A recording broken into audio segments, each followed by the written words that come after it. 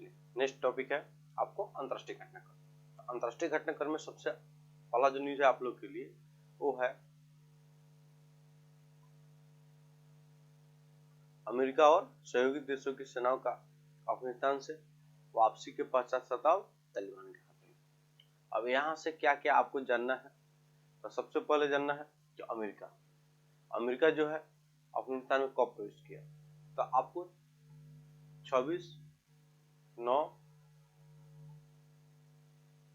जो 2001 में तालिबान के द्वारा अमेरिकन पेंटागोनिया के भवन पे, मतलब पेंटागन होता है, पेंटागन जो सैन्य मुख्यालय है पेंटागन, वहां पे हमला किया गया अमेरिका के द्वारा, सॉरी तालिबान के द्वारा अमेरिका में। उसके बाद WHO का जो भवन था, WTO का, WTO, उस पर हमला किया गया और इस भवन को तहस नहस कर दिया गया तालिबान के द्वारा। हेलीकॉप्टर के द्वारा हमला किया गया था, विमान को अपहरण करके उसमें लड़ाई दिया गया था। उसके बाद अमेरिका ने तालिबान के विरुद्ध युद्ध की घोषणा कर दी और 1996 से लेकर 2000 आपको एक तक तालिबान का शासन रहा अफगानिस्तान में। ठीक, इसी दौरान क्या हुआ तो अमेरिका ने अफगानिस्तान पर अटैक किया और तालिबान के शासन को खत्म कर दिया और वहां पे लोकतांत्रिक शासन स्थापित किया, जिसके राष्ट्रपति अभी जो थे आपको अशरफ गनी साहब थे। जैसे ही तालिबान ने कब्जा किया आपको अफगानिस्तान पे, कब ये डेट याद देखिएगा, 15 अगस्त भारतीय स्वतंत्रता दिवस के दिन ही कब्जा किया गया था राजधानी पे। अफगानिस्तान पर तालिबान का शासन पूर्णतः स्थापित हो गया। उसके बाद में क्या हुआ कि जो वहां के राष्ट्रपति थे हामिद करजई, वो देश छोड़ के यूएई में शिफ्ट हो गए। कहाँ शिफ्ट होगा? यूएई में, ये बात याद रखिएगा। उसके बाद में अब अमेरिका के द्वारा पहले ही अपने सैन्य वापसी घोषणा कर दिया गया था, लेकिन पूर्ण रूप से अमेरिका आपको 30 अगस्त को अमेरिका से निकल गया। अमेरिका और नाटो निकल गए, नाटो के सदस्य लोग जो थे निकल गए यहाँ से। उसके बाद अब पूर्ण रूप से जो अफगानिस्तान है वहां पे तालिबान का शासन स्थापित हो गया है और सरकार भी चल रहा है। ये न्यूज यहाँ से बस इतना ही, आगे हम बढ़ते हैं।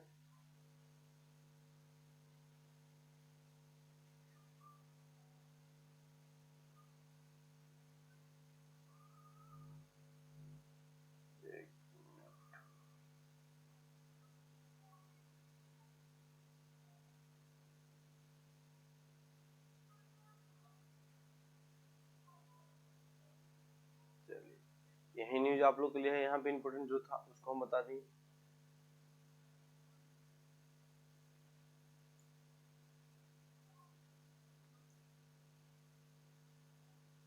तालिबान ने अफगानिस्तान को अब इस्लामिक राष्ट्र घोषित कर दिया गया है और इस्लाम के कानून के अनुसार वहां पे क्या होगा? शासन होगा। चलिए नेक्स्ट आते हैं हम लोग। नेक्स्ट न्यूज है भारत अफगानिस्तान संबंधों की नए दिशा पर प्रश्न। मतलब अब यहाँ पे जब तालिबान का शासन स्थापित हो गया, जो तालिबान सत्ता स्थापित किया है अफगानिस्तान में, ऐसा माना जा रहा है कि उन्होंने चीन और पाकिस्तान के सहयोग से सत्ता स्थापित किया है। ठीक, मुख्य भूमिका इसमें पाकिस्तान की रही। जब पाकिस्तान की मुख्य भूमिका इसमें रही तो फिर तालिबान का जो संबंध पहले से ही भारत के साथ खराब रहता है, तो अब क्या कैसे संबंध रहेंगे, इसमें प्रश्न चिन्ह लग गया है। ठीक, भारत के द्वारा प्रत्यक्ष रूप से कभी भी वार्ता नहीं किया गया था अब तालिबान से, लेकिन शासन स्थापित होने के बाद में भारतीय दल ने वहां पे यूएई में अफगानिस्तान से आपको बातचीत किया। ठीक, बातचीत किया। इसके पहले उसको हम देखेंगे, उसके पहले देखते हैं कि भारतीय जब तालिबान संकट गहरा गया अफगानिस्तान में, तालिबान का शासन लगा के स्थापित हो जाएगा, तब भारत के द्वारा अपने दूतावास को बंद कर दिया गया था वहां से। उसके बाद में भारतीय नागरिकों को निकालने के लिए, तालिबान से भारतीय नागरिकों को निकालने के लिए ऑपरेशन देवी शक्ति चलाया गया। ऑपरेशन देवी शक्ति चला गया, ये बात याद रखिएगा। तो देवी शक्ति क्यों चला गया, क्वेश्चन पूछेगा। तो अफगानिस्तान से भारतीय नागरिकों को निकालने के लिए।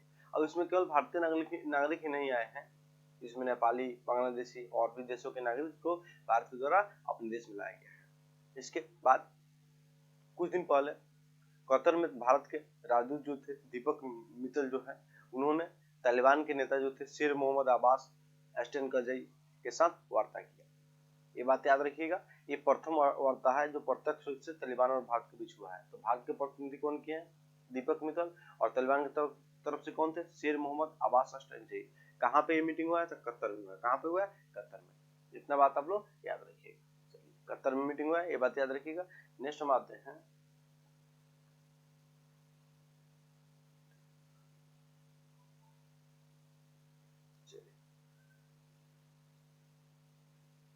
अब देखिए यहाँ पे हो गया। अब कुछ इंपॉर्टेंट चीज है। तो अभी तक पाकिस्तान जो सॉरी बांग्ला अफगानिस्तान है, वहां पे भारत के द्वारा अनेकों इंफ्रास्ट्रक्चर यानी आधारभूत ढांचा के निर्माण के लिए अनेकों कार्य किए गए थे। यह कार्य जो किया जा रहा था वो अफगानिस्तान के साथ हुए समझौता 2001 का परिणाम था। 2001 नहीं 2011 में सामरिक भागीदारी समझौते पर हस्ताक्षर हुए थे 2011 में, जिसके तहत क्या करना था? अफगानिस्तान में आर्थिक संरचना के पुनर्निर्माण, शिक्षा संस्थाओं की स्थापना एवं व्यापार आदि के विकास के लिए यह समझौता हुआ था। उसके जरिए आपको अफगानिस्तान के अनेकों आधारभूत ढांचा के निर्माण भारत के द्वारा वहां पे किए गए थे, जिसमें से प्रमुख जो है उसमें आप लोग को क्वेश्चन हो सकता है पूछ दे, क्योंकि चर्चा में है। तो आप लोग ये बात याद रखिएगा। सबसे पहला जो प्रमुख ढांचा है वो आपके लिए है कौन? सलमाबाद। सलमाबाद जो है आपको कहाँ पे? अफगानिस्तान में। यह हेरात प्रांत में 42 मेगावाट क्षमता के सलमाबाद का निर्माण किया गया है। बस इतना यहाँ से याद रखिएगा कि सलमाबाद कहाँ है?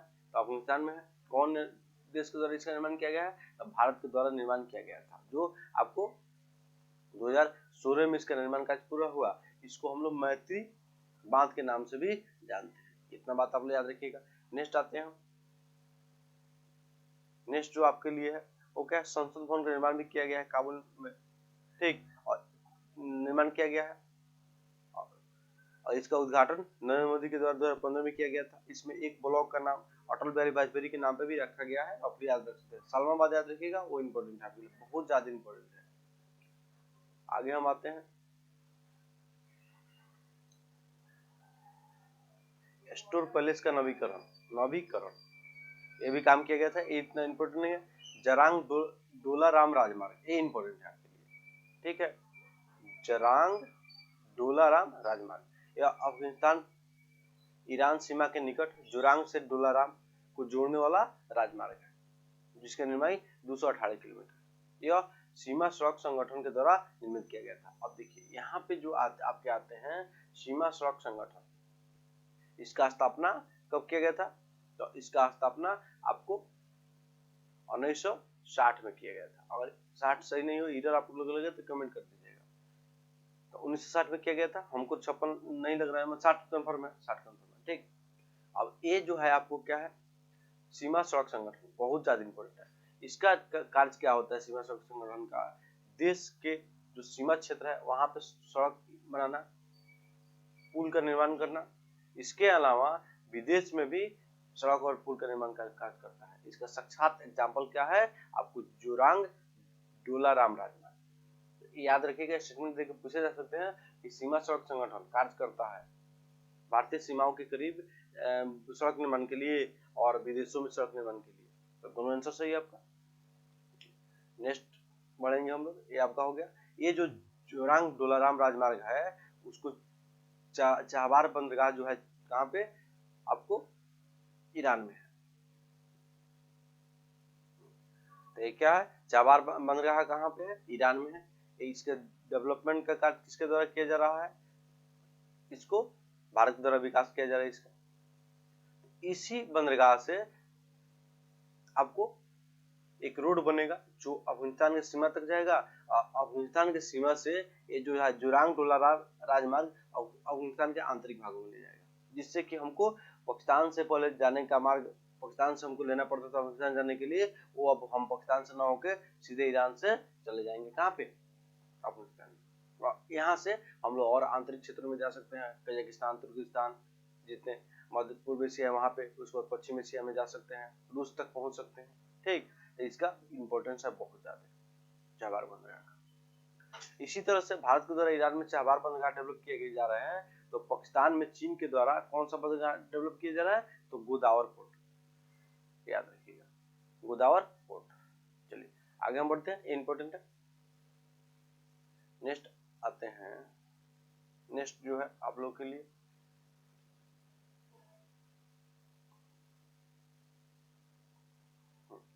विद्युत क्षेत्र में सहायता। ये ज्यादा इंपोर्टेंट नहीं, बस इतना रख रहे, विद्युत क्षेत्र में भी सहायता करते हैं, मेंस में लिखने का काम करेगा, फ्री के लिए उतना इंपोर्टेंट नहीं। परिवहन, शहरी परिवहन जो है, शहरी परिवहन को विकसित करने के लिए भी बहुत सोच दिया गया है, ये भी है। स्वास्थ्य के क्षेत्र में भी हम लोग काम कर रहे हैं, इतना कार्य हम लोग अपने काम में विकास में कर रहे थे, मेंस के व्यू से इंपोर्टेंट होगा। सबसे फ्री के व्यू से सलमाबाद संसद भवन का निर्माण और जोराराम डुलांग राजमार्ग, इतना 3 याद रखिएगा, बाकी सब छोड़ दीजिएगा, ज्यादा इंपोर्टेंट नहीं है फ्री के लिए। चलिए नेक्स्ट आते हैं हम लोग, आसियान के क्षेत्रीय फोरम की बैठक में भारत की भागीदारी। देखिए सबसे पहले ये आसियान नाम आया, जानते हैं इसके बारे में आप लोग बहुत अच्छे से। इसके 10 संगठन सदस्य हैं और इसमें भारत सदस्य नहीं है, लेकिन बैठक में भाग लेता है, तो भारत के द्वारा इसमें भाग लिया गया था। जो मीटिंग वर्चुअल तरीका से हुआ, ये बात याद रखिएगा। आसियान के द्वारा हाल ही में एक समझौता किए गए हैं, कौन सा? RCEP, regional comprehensive economic partnership, ठीक, जिसके तहत मुक्त व्यापार की अवधारणा विकसित की गई है। इस समझौता में कुल कितने देश है? तो 15 है। 10 आसियान के मेंबर हैं और 5 जो है उसमें आपको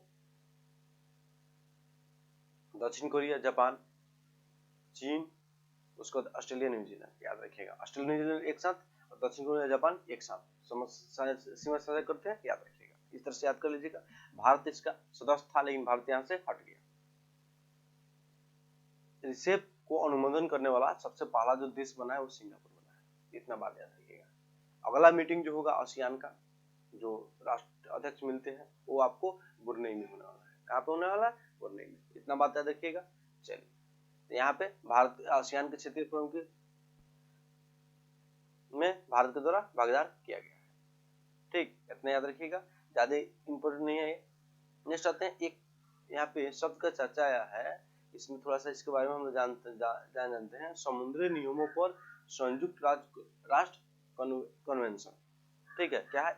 यूनक्लोज, UNCLOS, यूएन क्लोज, ये इसका फुल फॉर्म याद रखिएगा, चर्चा में रहता है। यह समुद्र में नियम कानून को देखता है, ये बात याद रखिएगा। चलिए आगे हम बढ़ते हैं।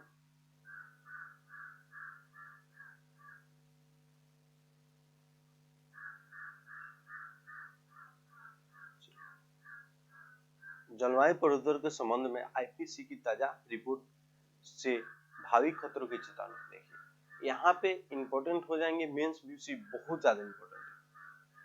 अभी हाल ही में IPCC ने कौन सा रिपोर्ट जारी किया? अपना 6ठा रिपोर्ट जारी किया, जिसमें जलवायु परिवर्तन को लेकर चेतावनी जारी किया।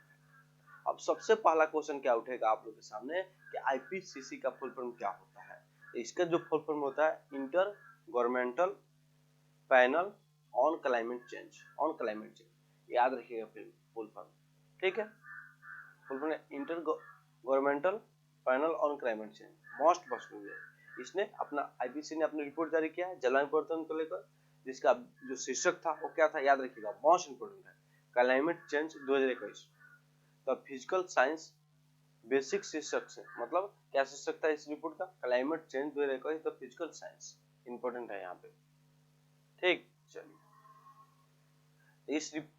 इस नाम से IPCC के द्वारा क्या किया गया? रिपोर्ट जारी किया गया, और रिपोर्ट में विभिन्न प्रकार की बात की गई है, आप लोग इसको पढ़ लीजिएगा डिटेल से। हम इंपॉर्टेंट बात बता दे रहे हैं जो इंपॉर्टेंट है। अब देखिए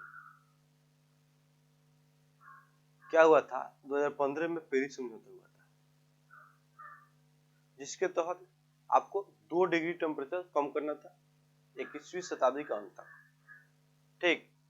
2 डिग्री मतलब जो टेम्परेचर बढ़ रहा है उसको 2 डिग्री से अधिक नहीं बढ़ने देना था, और अधिक हम प्रयास करें तो इसको 1.5 डिग्री तक रोके तो बहुत अच्छा रहेगा। ये बात याद रखिए। कब पेरिस समझौता? 2015, ठीक है। ये जो 2015 में पेरिस समझौता हुआ था वो COP21 का मीटिंग था, ये बात याद रखिएगा। ठीक है। अब कॉप का फुल फॉर्म क्या होता है? कॉन्फ्रेंस ऑन पार्टीज, ऑन नहीं of, conference on off parties, ठीक है। अब कॉप की अवधारणा कब आई थी? थोड़ा सा यहाँ पे जान लीजिए, 1992 में। अब 1992 में क्या होता? रियो डियो जेनेरियो सम्मेलन हुआ था, इसको पृथ्वी सम्मेलन के नाम से भी जानते हैं। इसके बाद से ये जो सम्मेलन हुआ था जलवायु परिवर्तन को लेकर सम्मेलन था, जिसमें बहुत सारे एजेंडा 21, ठीक है, मरुस्थलीकरण पर रोक और बहुत सारे मुद्दा आए थे। इसको आप लोग 1992 वाला जो रिपोर्ट बैठक है उसके बारे में डिटेल से आप लोग कहीं से कहीं से पढ़ लीजिएगा, क्योंकि यहाँ से क्वेश्चन बनेंगे। जितना हमको था मतलब बताना चाहिए उतना बता दिए, इसको और डिटेल से आप लोगों को पढ़ना चाहिए पीसीएस के स्टूडेंट लोगों को। चलिए याद, इतना याद रखिएगा। अब कॉप 21 का मीटिंग जो पेरिस में हुआ था, इंपॉर्टेंट है, बहुत इंपॉर्टेंट है। कब मीटिंग हुआ था? तब आपको 2015 में। ये आपको नवंबर दिसंबर में हुई थी, संभवतः नवंबर में हमको याद आ रहा है, लेकिन आप लोग देख लीजिएगा नवंबर में हुआ था। डेट के साथ याद रखिएगा तो ज्यादा इंपॉर्टेंट होगा, क्योंकि बहुत बार क्वेश्चन पूछ चुका है, आपको अजूबा करेगा तो डेट के साथ पूछेगा। इसके अलावा अभी हाल ही में कॉप 26 का मीटिंग जो हुआ है, कहाँ पे हुआ है आप लोग को याद होना चाहिए, तो लंदन में हुआ है। कहाँ पे हुआ है? मतलब ब्रिटेन में हुआ है, लंदन नहीं हुआ है, ब्रिटेन में हुआ है, ब्रिटेन में हुआ है, ठीक। एक जगह का नाम है, उसको याद रखिएगा। नेक्स्ट हम बढ़ते हैं आगे।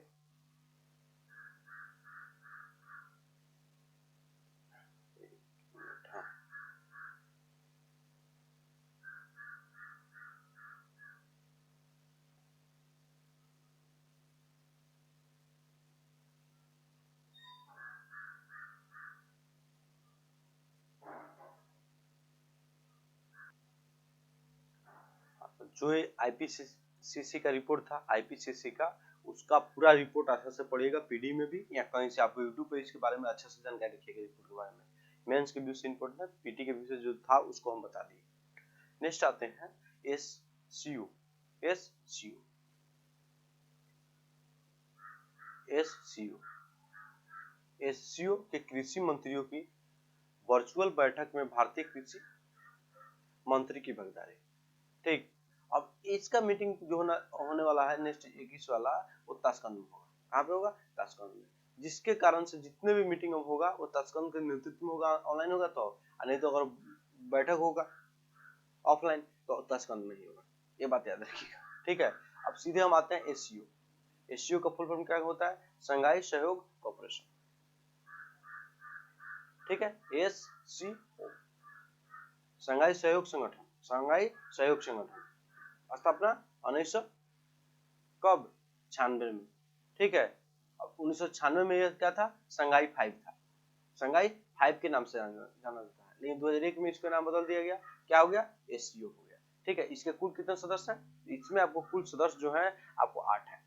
भारत और पाकिस्तान इससे जुड़ा हुआ है, कब जुड़ा? तो आपको 2017 में जुड़ा। शेष जो 6 देश है उसमें 2 देश है, रूस और चीन, ठीक है। और 4 जो देश है उसका नाम आप लोग बताइएगा। 5 गो स्थान है, किर्गिस्तान तुर्कमेनिस्तान है, उसमें से एक नहीं है, उसका नाम आप लोग कमेंट करके हमको बताइए, अच्छा लगेगा कमेंट कीजिएगा खोज के। आप लोग मेमोरी टेस्ट करना चाहते हैं, पहले हम बता चुके हैं इसके बारे में, तो ये आप लोग याद रखिएगा। तो एससीओ के कृषि मंत्रियों का बैठक कहाँ हुआ? वर्चुअल तरीके से।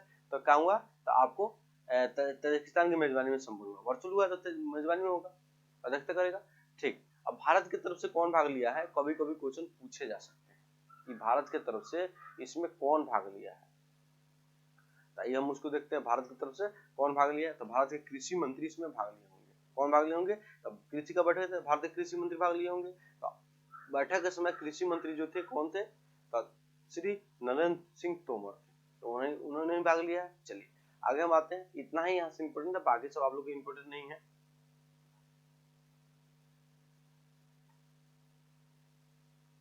नेक्स्ट जो न्यूज होगा आप लोग के लिए उधर हम बढ़ते हैं।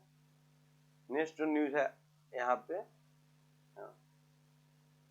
एक मिनट 166, हाँ, वीडियो कॉन्फ्रेंसिंग के जरिए ईब्सा के पर्यटन मंत्री की बैठक। अब देखिए यहाँ पे हमको ये नहीं जानना है कि पर्यटन मंत्री की बैठक हुआ है, हम इस न्यूज को कवर इसलिए किए पीडी के, छोड़ भी देते हैं, लेकिन यहाँ पे ईब्सा नामक शब्द इंपॉर्टेंट है।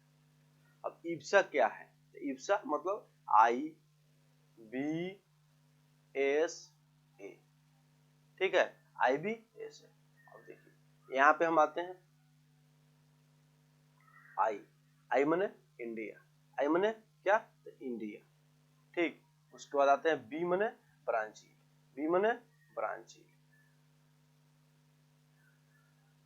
उसके बाद हम आते हैं एस मीन्स साउथ अफ्रीका, क्या होगा, दक्षिण अफ्रीका, दक्षिण अफ्रीका, दक्षिण अफ्रीका। ठीक, उसके बाद आपको ए मीन्स क्या होगा, आप लोग बताइए, ए मीन्स क्या होगा। देखिए 3 देश होगा, इंडिया, ब्राजील और क्या होगा आपको दक्षिण अमेरिका।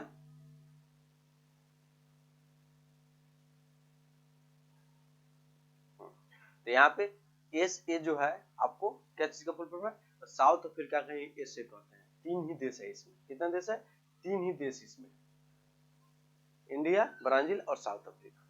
इनके पर्यटन मंत्रियों की बैठक हुआ है, संगठन देश याद रखिएगा, देखिए सामने है आपके सामने, IBSA, India, Brazil, south Africa. इनके पर्यटन मंत्रियों की बैठक हुआ है। तो पर्यटन मंत्रियों की बैठक नहीं याद रखना है, इब्सा का सदस्य का नाम याद रखना है। इसकी अध्यक्षता भारत के पर्यटन मंत्री श्री जी कृष्णन रेड्डी की द्वारा किया गया। ठीक है, भारत की तरफ से कौन प्रतिनिधित्व किए, तो भारत के पर्यटन मंत्री जी गए थे इसमें, और दक्षिण अफ्रीका और ब्राजील के पर्यटन मंत्री भी थे इसमें। अध्यक्षता कौन किया, अध्यक्षता भारत के पर्यटन मंत्री जी श्री कृष्णन ने किया था, जी कृष्णन रेड्डी के द्वारा किया गया था। चलिए इतना ही, बस इतना ही जानना है आप लोगों के बारे में, आगे हम आएंगे।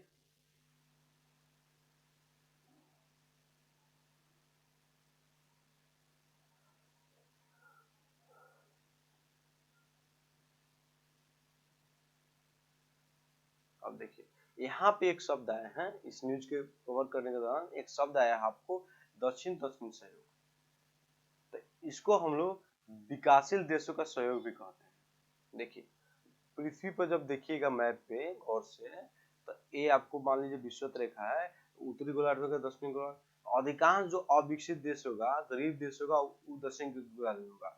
अधिकांश जो आपको विकसित देश होगा, उत्तरी गोलार्ध में होगा। तो दक्षिण सहयोग की जब भी बात हो गई, तो ये हो जाएगा विकासशील देशों के साथ। ठीक, और जब उत्तर सहयोग की बात हो जाएगी, तो ये हो जाएगा आपको विकसित देशों के बीच में सहयोग की बात। और जब उत्तर दक्षिण सहयोग की बात होगी, तब विकसित और विकासशील देशों के सहयोग के बारे में हो जाएगा। ठीक है, ये बात आप लोग याद रखिएगा। ये जो दक्षिण सहयोग का आपको एक एग्जांपल मिलता है इब्सा संगठन। नेक्स्ट न्यूज की तरफ हम बढ़ेंगे। जो न्यूज है जितने बताते हैं वो इम्पोर्टेंट है आप लोग के लिए। नेक्स्ट जो न्यूज है अंतर्राष्ट्रीय संगठन में, मतलब अंतर्राष्ट्रीय न्यूज में, वो है मुएद्दीन यासीन के त्यागपत्र के पश्चात इस्माइल साबरी याकूब मलेशिया के प्रधानमंत्री। ठीक है, इस्माइल साबरी याकूब मलेशिया के नए प्रधानमंत्री बने हैं। अब देखिए मलेशिया के ही एक जो विदेश मंत्री थे, वो अभी यूएनओ के जो इस वर्ष सत्र होने वाले हैं महासभा के, उसके अध्यक्ष चुने गए हैं। कौन है बताइएगा आप लोग, कौन है आप लोग बताइएगा। ठीक,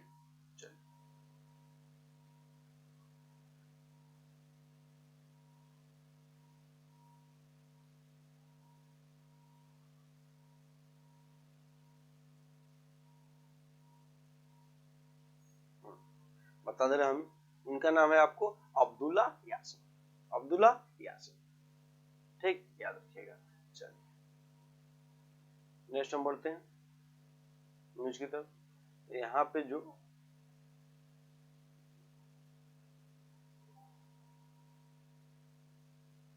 ये हो गया, हाँ अब खत्म हो गया, राष्ट्रीय घटनाक्रम खत्म हो गया। अब आते हैं नेक्स्ट जो है आपको आर्थिक वाणिज्यिक परिदृश्य। क्या है, आर्थिक वाणिज्यिक परिदृश्य। इसमें आप लोग को जो इम्पोर्टेंट होगा वही, जितने हम बताएंगे उतना ही याद रखिएगा, फालतू बात याद करने का प्रयास मत कीजिएगा। और सबसे, क्योंकि इकोनॉमिक्स है, इकोनॉमिक्स में डाटा बहुत रहता है और सभी डाटा पूछे नहीं जाते हैं, तो जो बता रहे हैं उसको आप लोग याद रखिएगा। देखिए 2021-22 की पहली तिमाही में आपको जीडीपी में 20.1% और जीबीए में 18.8% की वृद्धि हुई है। एनएसओ के ताजा आंकड़े। अब सिंपल हम लोग को यहाँ से क्या जानना है, एनएसओ,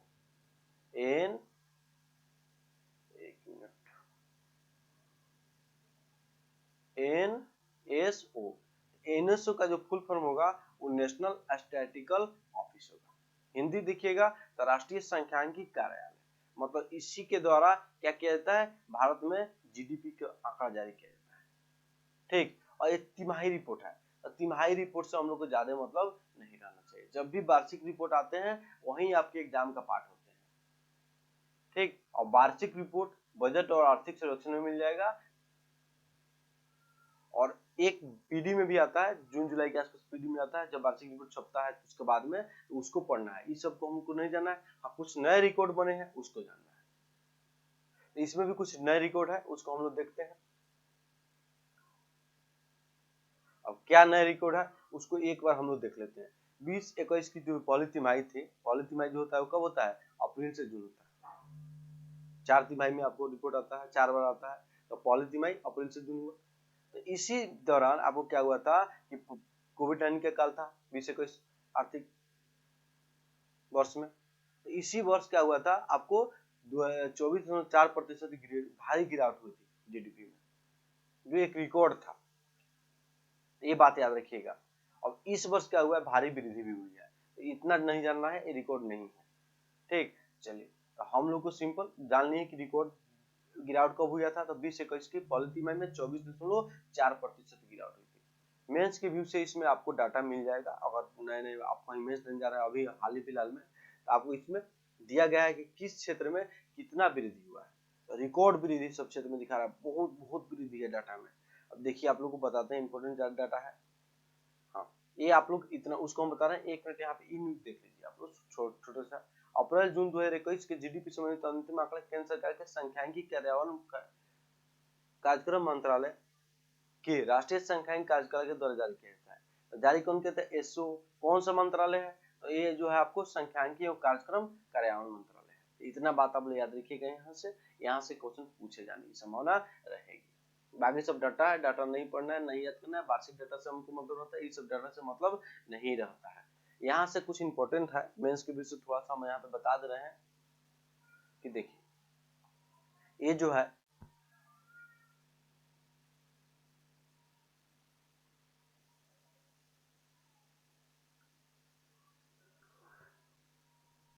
वृद्धि दर तो 20-21 बता रहा है, इस तिमाही में 20.1% बता रहा है। और प्रचलित मूल्य देखिएगा, ये स्थिर मूल्य है। स्थिर मूल्यों के लिए जो आधार वर्ष लिया जा रहा है अभी GDP के लिए, वो 11-12 लिया जा रहा है, 11-12 लिया जा रहा है। और प्रचलित मूल्य जो होता है वो पिछले वर्ष का होता है। मान लीजिए हमको अभी आपको 21-22 का हमको डाटा निकालना है। ठीक है, तो मान लीजिए कि 10% वृद्धि हुआ, तो 10% गुने 100 है। अब बाटा में क्या ले लेंगे हम, पिछले वर्ष का आधार वर्ष ले लेंगे। ठीक है, क्या ले लेंगे, 19-20 ले लेंगे। अगर 20-21 निकाल रहे हैं तो 19-20 ले लेंगे। अगर 21-22 निकाल रहे हैं तो 20-21 ले लेंगे। तो ये हो गया प्रचलित मूल्य। लेकिन जब बेस जो होगा, आधार वर्ष पिछले वर्ष का ना लेकर 11-12 लेंगे, तो ये हो गया स्थिर मूल्य। इसको सरकार के द्वारा तय किया जाता है। जो ये आपको आधार वर्ष किस वर्ष को लिया जाता है, ऐसे वर्ष को लिया जाता है आधार वर्ष जिस वर्ष में आपको सब कुछ स्थिर रहा हो, महापरिवर्तन कोई नहीं हुआ है। बड़ा परिवर्तन होगा तो फिर डाटा गड़बड़ा जाएगा। तो कोई ऐसे वर्ष को चुना जाता है जिस वर्ष में आर्थिक वृद्धि दर से सब कुछ स्थिर तरीका से चला हो, कोई भूचाल पैदा नहीं हुआ, वैसे वर्ष को हम लोग लेते हैं आधार वर्ष के रूप में। चलिए, तो यहाँ पे प्रचलित मूल्य पर कितना वृद्धि दर दिखाई दे रहा है, तो 31.7%। कुछ ऐसे क्षेत्र है जहाँ पे जैसे देखिए विनिर्माण मैन्युफैक्चरिंग क्षेत्र में 49% की वृद्धि दर, रफली 50% रखिएगा। याद रखना होगा मेंस के डाटा के लिए। अभी तो छोड़ सकते हैं, अगर 6 महीने 7 महीने 10 महीने बाद मेंस आपको देना है, तो अभी 1-2 महीने में कहीं देना है तो इसको याद रख सकते हैं। उसके बाद आप लोग निर्माण जो क्षेत्र है वहाँ पे 68% आदि की वृद्धि दर्ज की गई है। ठीक है, निर्माण में यहाँ पे गिरावट दिखा रहा है, विनिर्माण में आपको वृद्धि दिखा रहा है। निर्माण में गिरावट हुई है, अभी निर्माण में वृद्धि हुई है।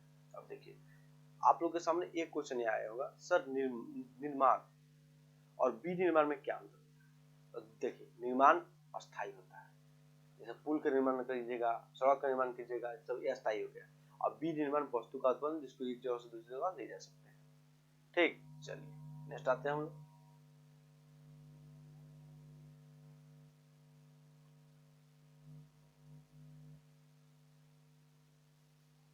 यहाँ हो गया इसके अलावा ये भी है आपके लिए, जो कोयला के क्षेत्र में 8% वृद्धि हुई है, सीमेंट उत्पादन में 52%, इस्पात उत्पादन में आपको 103%, वाणिज्यिक वाहन की बिक्री में 234% की वृद्धि दर्ज की गई है। याद नहीं रखना है तो अपनी इसको हम आपको बता दिए, इसको डाटा को याद नहीं करना है। माल ढुलाई के क्षेत्र में 118%, हवाई अड्डों के ऊपर यात्री की संख्या में 366% वृद्धि, और पूछे कि 21-22 के पॉलीतिमाही में सबसे अधिक वृद्धि दर्ज किस क्षेत्र में दर्ज की गई है, तो वो आपको हो जाएगा हवाई अड्डों पर यात्रियों की संख्या में 366%, क्योंकि रेल परिवहन बंद था, सड़क परिवहन से कहीं लंबी दूरी की यात्रा करने में दिक्कत होता है, तो सब लोग आपको वायुयान यात्रा को सुलभ समझा, इसीलिए इतना वृद्धि दर्ज की गई। चलिए हम आगे आते हैं। आगे वाला जो न्यूज है आप लोग के लिए क्या है,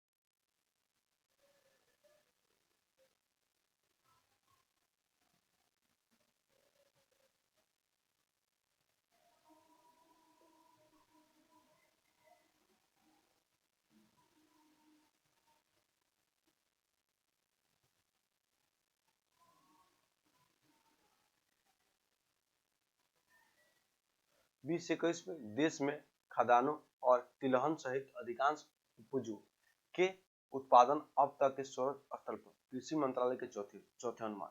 देखिए यहाँ पे क्या होते हैं, 4 अनुमान वर्ष में लगाए जाते हैं, ये चौथा अनुमान है, तो ये अनुमान लगभग में आप लोग याद रखिएगा, पूछे जाते हैं। अब देखिए कृषि उत्पादन का अनुमान कौन लगाता है, तो कृषि मंत्रालय के द्वारा लगाया जाता है, ये बात याद रखिएगा। अब यहाँ पे हम लोग को क्या क्या देखना है, क्या आपके लिए इम्पोर्टेंट होगा उसको हम बता रहे हैं। ये सब छोड़ दीजिए, डाटा है यहाँ पे, हम मेन डाटा पे आते हैं जो आपके काम की चीज होता है। जो काम का चीज यहाँ पे है तो ये इतना ही है।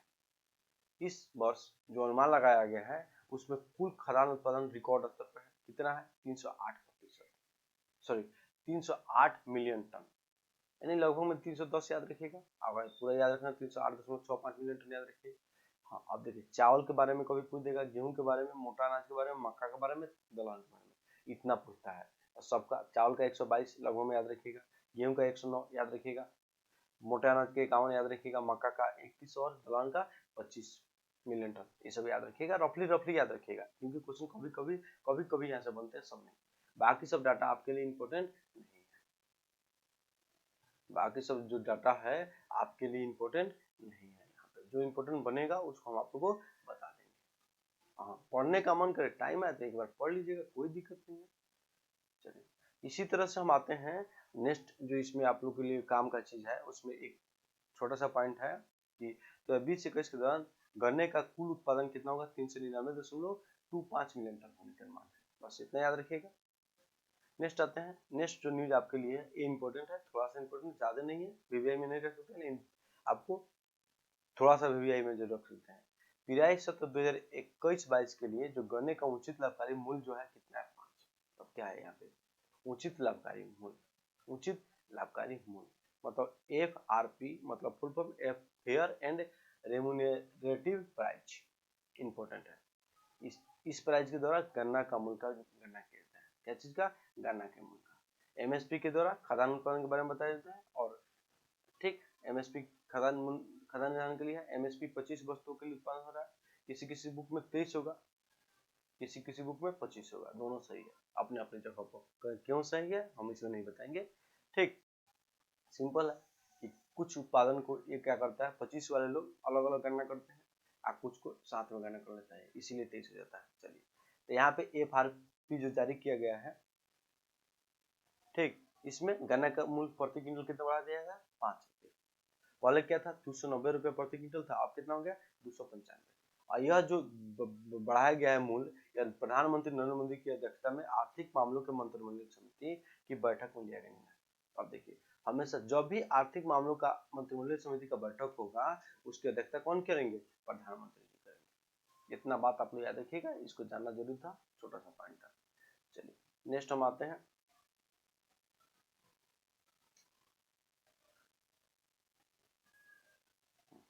थोड़ा सा और अगर जानना है तो जान लीजिए, वैसे एग्जाम के व्यू से इंपॉर्टेंट नहीं है, याद करना होगा तो कर सकते हैं, छोड़ना होगा तो अच्छा सकता है, याद नहीं रहे तो कोई बात नहीं। क्या है तो गन्ने का जो उत्पादन मूल्य, लागत मूल्य जो है समिति के द्वारा 115 रुपया 155 रुपये निर्धारित की गई थी, और उस पे आपको 87% लाभ देते हुए मूल्य जो निर्धारित किया गया 290 रुपए प्रति क्विंटल किसान से लिया जाएगा। मतलब उत्पादन लागत कितना लग रहा है, 155 लग रहा है, ठीक, और आपको खरीदा कितना जा रहा है 290 में, मतलब आपको लाभ कितना हो रहा है 87%, ठीक। सरकार का किसानों के आय बढ़ाने के लिए 2022 तक एक योजना है कि एमएसपी जो जारी किया जाता है वो आपको लागत मूल्य के 1.5 गुना जारी, मतलब 100 रुपये आपको कृषि में लागत लगता है तो आपको 150 रुपये में आपका वस्तु खरीदा जाएगा। ये तो 1.5 गुना से अधिक है, याद रखिएगा, ठीक। चलिए नेक्स्ट, एक मिनट, हाँ, अब हम यहाँ पे आते हैं आगे। तो आगे जो आप लोग के लिए न्यूज होगा, थोड़ा सा इसमें इस पॉइंट के देख लीजिए आप लोग। केंद्र सरकार द्वारा घोषित एफआरपी गन्ने के लिए किसानों का दिया जाने वाला न्यूनतम मूल्य होता है। चीनी मिलें इसके अधिक मूल्य के भुगतान हेतु स्वतंत्र होती है। किसानों के हितों को बढ़ावा देने के लिए उत्तर प्रदेश, पंजाब, हरियाणा आदि राज्यों सरकार इससे अधिक मूल्य की घोषणा करती है, ठीक। बस उसको हम लोग क्या बोलते हैं, स्टेट एडवाइज्ड प्राइस, एसएपी बोलते हैं। नेक्स्ट आते हैं, पीएम किसान योजना की 9वीं किस्त जारी की गई है। अब यहाँ पे क्या हो जाएगा, पीएम किसान योजना। तो पीएम किसान योजना है क्या है, तो किसानों की आय बढ़ाने के लिए 2022 जो टारगेट है उसको पूरा करने के लिए प्रत्येक वर्ष 6,000 रुपए की आर्थिक सहायता दी जाती है इस योजना में। यह आर्थिक सहायता जो है आपको सभी प्रकार के किसानों को मिलता है। पहले 2 हेक्टेयर भूमि से अधिक जिनके पास भूमि होगा उनको नहीं मिलता था, लेकिन अब सबको मिलता है। ये 3 किस्तों में जारी किया जाता है, ठीक। इतना बात याद रखिएगा। पीएम किसान योजना क्या है बता दिए आप लोगों को। किसानों को आय बढ़ाने के लिए योजना प्रत्यक्ष सहायता के रूप में दिया जाता है। अब देखिए, सबसे पहला क्वेश्चन आप लोग से क्या दिमाग में खटका होना चाहिए अभी, कि पीएम किसान योजना कब आया था। जब ये योजना चल रहा है तब पीएम किसान योजना क्या कब आया था। ये देखिए ट्रेंड बन गया है, योजना का डेट पूछा जा रहा है आजकल, डेट पूछा जा रहा है।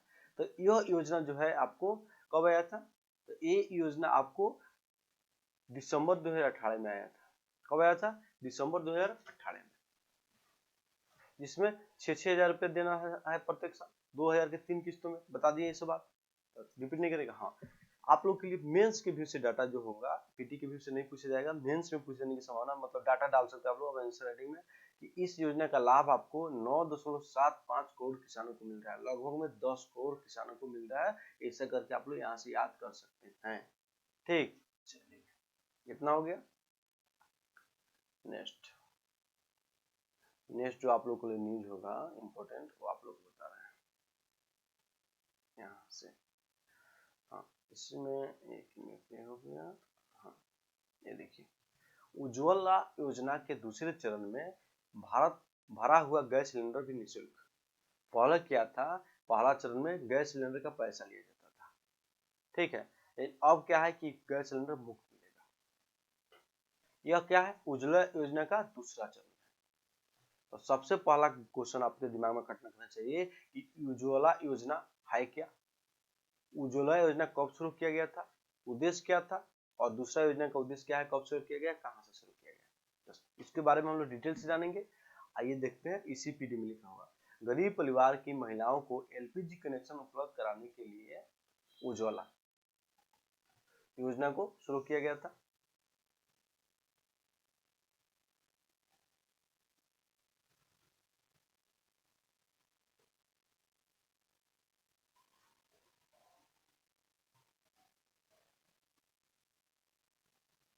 योजना के दूसरे चरण की शुरुआत किया गया है, जिसको क्या बोलेंगे हम लोग, उज्ज्वला 2.0, ठीक है। यह जो कब शुरू किया गया, 10 अगस्त 2021 को। डेट को याद रखिएगा, ट्रेंड बन गया, क्वेश्चन पूछेंगे डेट के साथ में। तो योजना 10 अगस्त 2021 को शुरू किया गया। कौन, उज्ज्वला 2.0, जिसमें गरीब महिलाओं को गैस कनेक्शन मुफ्त में दिया जाएगा। इसका शुभारंभ इम्पोर्टेंट है, श्री नरेंद्र मोदी जी ने वीडियो कॉन्फ्रेंस के जरिए उत्तर प्रदेश के महोबा जिला, मोस्ट इम्पोर्टेंट, उत्तर प्रदेश के महोबा जिला से शुरू किया गया, जिसमें शुरुआत में 1,000 महिलाओं को एलपीजी गैस कनेक्शन देकर योजना शुरू किया गया। यह गैस कनेक्शन कम आय वाले उन परिवारों को दिया जा रहा है जिसका लाभ जो उज्ज्वला योजना के पहले चरण में शामिल नहीं हो सके थे, ठीक है। योजना 2.0 में गैस कनेक्शन के लिए कागजी कार्रवाई बहुत कम की गई है, इसके जानने की जरूरत नहीं है, बस इतना जान जाइए कि उत्तर प्रदेश के महोबा जिला से शुरू किया गया था। आपको 10 अगस्त 2021 से यह योजना शुरू की गई है। 10 अगस्त 2021 से यह योजना शुरू की गई है। उसके अलावा प्रधानमंत्री नरेंद्र मोदी जी इसका योजना शुरू किए हैं। 1000 महिलाओं को गैस कनेक्शन देकर यह योजना शुरू किया गया। ठीक, अब उज्ज्वला योजना क्या है? उज्ज्वला 2.0 योजना है, मुफ्त गैस कनेक्शन देना है महिलाओं को। पहले से इसमें अंतर क्या है पहला में दूसरा में? तो पहला ये था कि उसमें गैस सिलेंडर दिया जाता था, उसका पैसा लिया जाता था 1600 रुपया, उसको किस्तों में गैस के साथ काट लिया जाता था। लेकिन यहाँ पे फ्री में दिया जा रहा है। इतना बात आप लोग यहाँ से जानना है। चलिए आगे आते हैं। अब देखिए पहला जो योजना था उज्ज्वला 0.1 मतलब 1 वाला, वो 1 मई 2016 को उत्तर प्रदेश से ही बलिया जिले से शुरू किया गया था। 1 मई, 5 साल हो गए। चुनाव के पहले ये योजना उज्ज्वला 1 आया था, फिर यूपी में चुनाव आया है, उसके पहले 2 आ गया। ऐसा भी करके याद रखिएगा 5 साल का अंतर है। ठीक, 10 अगस्त और 1 मई। 1 मई को मजदूर दिवस पड़ता है, उस दिन शुरू किया गया था। इसके तहत गरीब परिवार को 5 करोड़ महिलाओं को गैस कनेक्शन देने का लक्ष्य रखा गया था, जिसे बढ़ाकर 2018 में 7 करोड़ किया गया। फिर इसमें 1 करोड़ और बढ़ा दिया गया।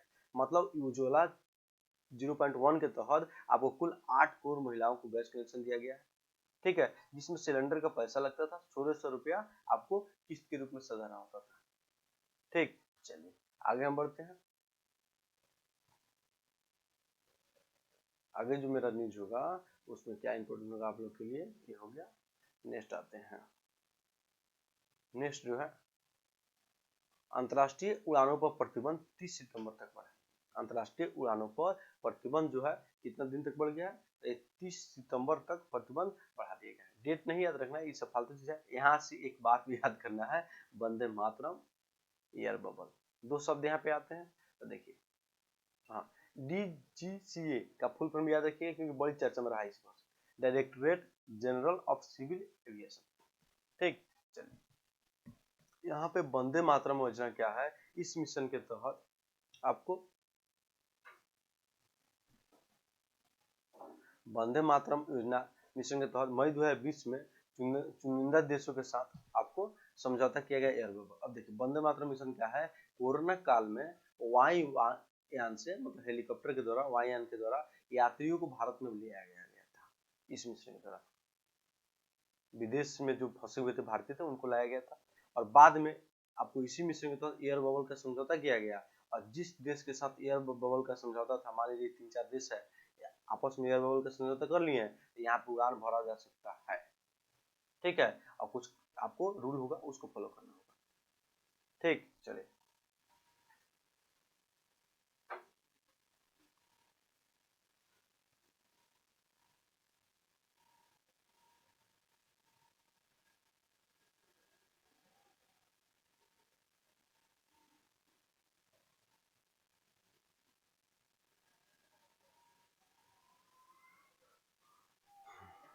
नेक्स्ट न्यूज होगा आप लोग के लिए, और क्या होगा यहाँ पे हो गया।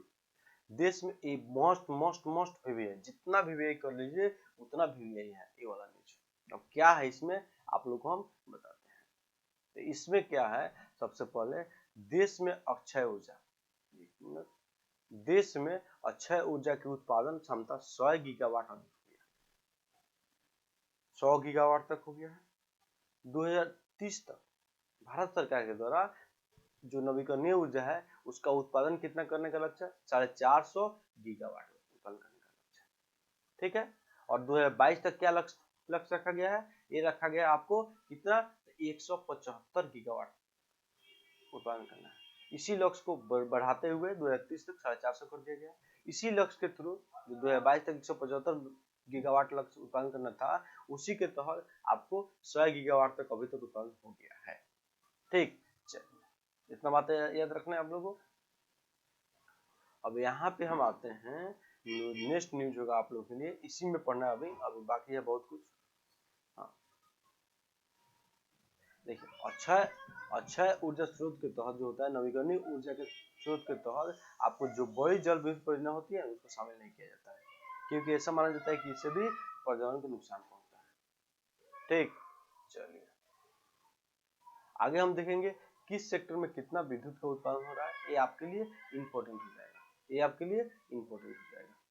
अब देखिए क्या इम्पोर्टेंट है आप लोग के लिए, यहाँ पे जो इम्पोर्टेंट है वो है आपको तापीय विद्युत कुल कितना प्रतिशत उत्पन्न हो रहा है। देखिए ये वाला याद मत रखिए, डाटा याद मत रखिए, परसेंटेज याद रखिएगा। 60 कुल विद्युत उत्पादन का 60.6% तापीय विद्युत से हमको प्राप्त होता है। उसको बताइए जो नाभिकीय ऊर्जा है उससे हमको मिलता है 1.8%, ये भी हो जाएगा।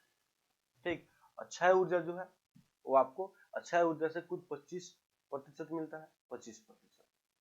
ये आपको 100 हो गया है, 98 जुलाई का डेटा इसलिए 98 दिया है, तो 100 लोग याद रखिएगा 25 मिलता है। ठीक, 25% के आसपास मिलता है। और जो कुल विद्युत उत्पादन भारत में होता है वो कितना होता है, 3,86,888। ये डाटा याद रखिएगा। अब ये नहीं याद रहे तो पृथ्वी और चंद्रमा के बीच का दूरी है 3,84,000 रफली में, उसको याद रखिएगा, उसी से इसको डिवाइड करके याद कर लीजिए, हो गया। ठीक, तो यहाँ पे आपको 60% ताप से, उसका नाभिक से 1.8% नाभिकीय ऊर्जा, उसके बाद अक्षय ऊर्जा आते हैं तो 98,000 उत्पन्न होता है, उस इसको छोड़ दीजिएगा, ये सब जरूरी नहीं है आपको। बड़ी परियोजना जो है जल विद्युत वाला उसमें आपको 12% उससे मिलता है, इतना याद रखिएगा। चलिए आगे हम बढ़ेंगे।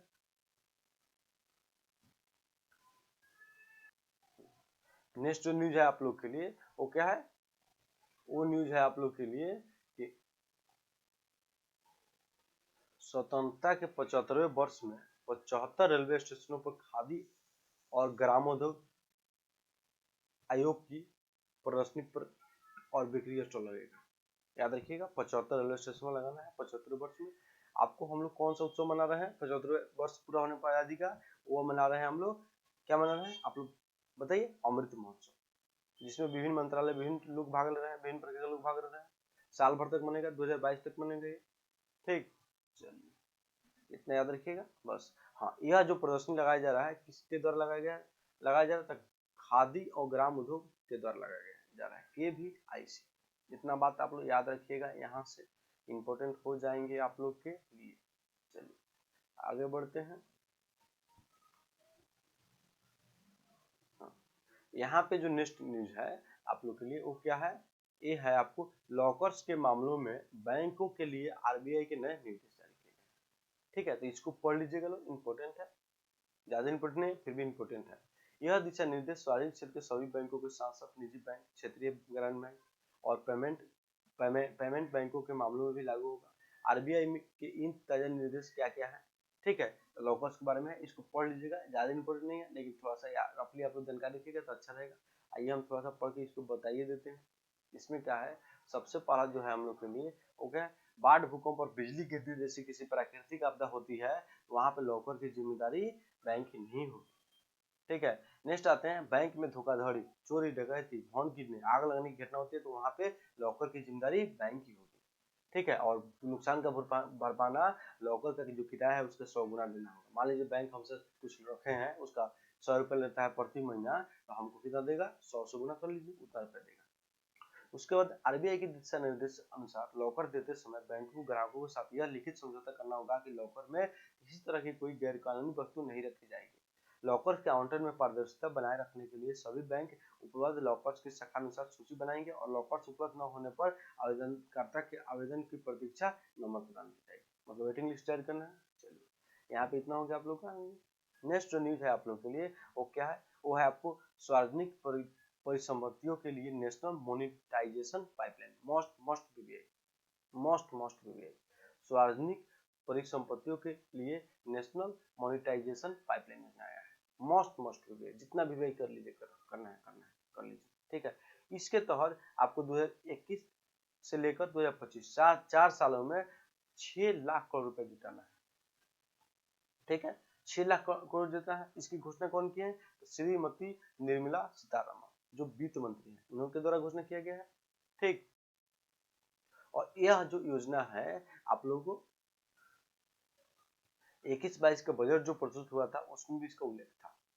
इसके तहत क्या करना है, इस मौद्रीकरण पाइपलाइन योजना के तहत सार्वजनिक क्षेत्र की चुनिंदा आधारिक संरचना के परियोजना को संचालन के लिए निजी क्षेत्र को सौंपा जाएगा, जैसे सड़क हो गया, रेल हो गया, हवाई अड्डा हो गया, ये सब निजी क्षेत्र को सौंपा जाएगा, वहां से पैसा जुटाया जाएगा। वैसे इस योजना का उद्देश्य निजीकरण नहीं करना है, बस कुछ दिनों के लिए सरकारी संस्था को निजी हाथों में दे देना है, ठीक है, ताकि उसका रखरखाव निजी क्षेत्र के द्वारा किया जाए। ये आपको इस योजना का लक्ष्य है। चलिए आगे हम बढ़ेंगे। इसी के तहत आपको एक और योजना आया था पहले, देखिए इस बता दिए, चुनिंदा संरचना परियोजनाओं को संचालन के लिए निजी क्षेत्र को सौंपा जाएगा। यह प्रक्रिया निजीकरण और विनिवेश से भिन्न है। अब देखिए एक चीज बता रहे हैं कि विनिवेश क्या होता है, निजीकरण क्या होता है। देखिए कोई सरकारी संस्था है, सहकारी संस्था मान लीजिए, पब्लिक सेक्टर है कोई, वहां पे सरकार के द्वारा अगर 50% से अधिक हिस्सेदारी रखा जाता है, उसको हम लोग क्या कहेंगे, सरकारी संस्था कहेंगे। अब मान लीजिए पहले क्या था, 80% भागीदारी थी या 100% थी, सरकार की पूर्णतः अधिकार 100% था, लेकिन 10% शेयर सरकार के द्वारा बेचा जा रहा है, मतलब अपना अधिकार कम किया जा रहा है। 50% से अधिक रहना चाहिए, लेकिन अब जितना कम कर ले अपना कम किया जा रहा है, उसी को हम लोग विनिवेश बोलते हैं, डिसइन्वेस्टमेंट। लेकिन निजीकरण जब 50% से हिस्सेदारी सरकार की कम हो जाएगी तो वहां पे निजीकरण हो जाएगा, ठीक। चलिए दोनों में अंतर आप लोग को समझ में आ गया होगा, आशा करते हैं। नेक्स्ट जो आप लोग के लिए न्यूज है, इसी में आगे हम पढ़ते हैं, और शब्द आया तो उसको बता दी। इसमें मालिकाना हक सरकार की ही रहेगी, ये बात बताया गया। केवल संरचना का ही निश्चित अवधि के लिए इसे निजी क्षेत्र को सौंपा जाएगा। वित्त मंत्री के अनुसार नेशनल मॉनिटाइजेशन पाइपलाइन परियोजना नेशनल इंफ्रास्ट्रक्चर पाइपलाइन के पूरक जो पहले आ चुका है यह योजना, ठीक है। चलिए नेक्स्ट आते हैं।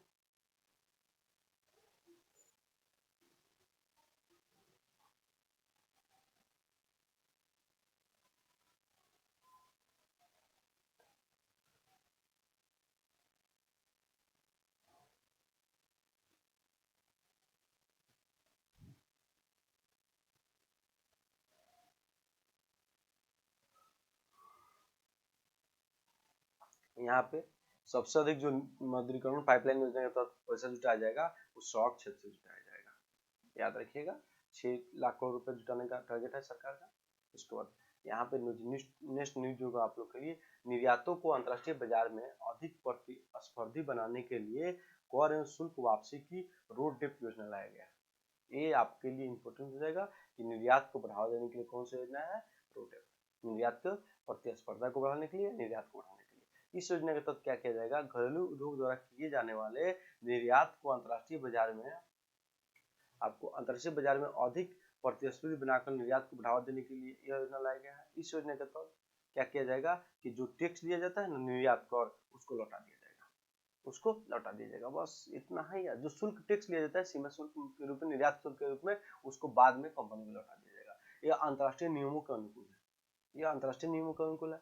मान लीजिए कि आप प्रोडक्शन 100 रुपए का कोई निर्यात करते हैं वस्तु, आपसे 20% टैक्स लिया जाता है, तो वस्तु को कितना रुपये पड़ जाएगा, प्राइस आपके लिए 120 पड़ जाएगा। अब इससे अधिक ही बेचिएगा, लेकिन सरकार सीमा शुल्क में कटौती नहीं कर सकती, 20 रुपये आपसे लेगी, लेकिन बाद में कहेगी चुपके से पीछे से आओ 20 रुपये में लेगा, आपको तो खर्चा 100 रुपये लगा, 20 रुपये तो मिल गया, तो आप क्या कर दीजिएगा, पहले 122, 23, 24, 25 में बेचिएगा, लेकिन अब क्या कीजिएगा 101, 2, 3 में बेच दीजिएगा।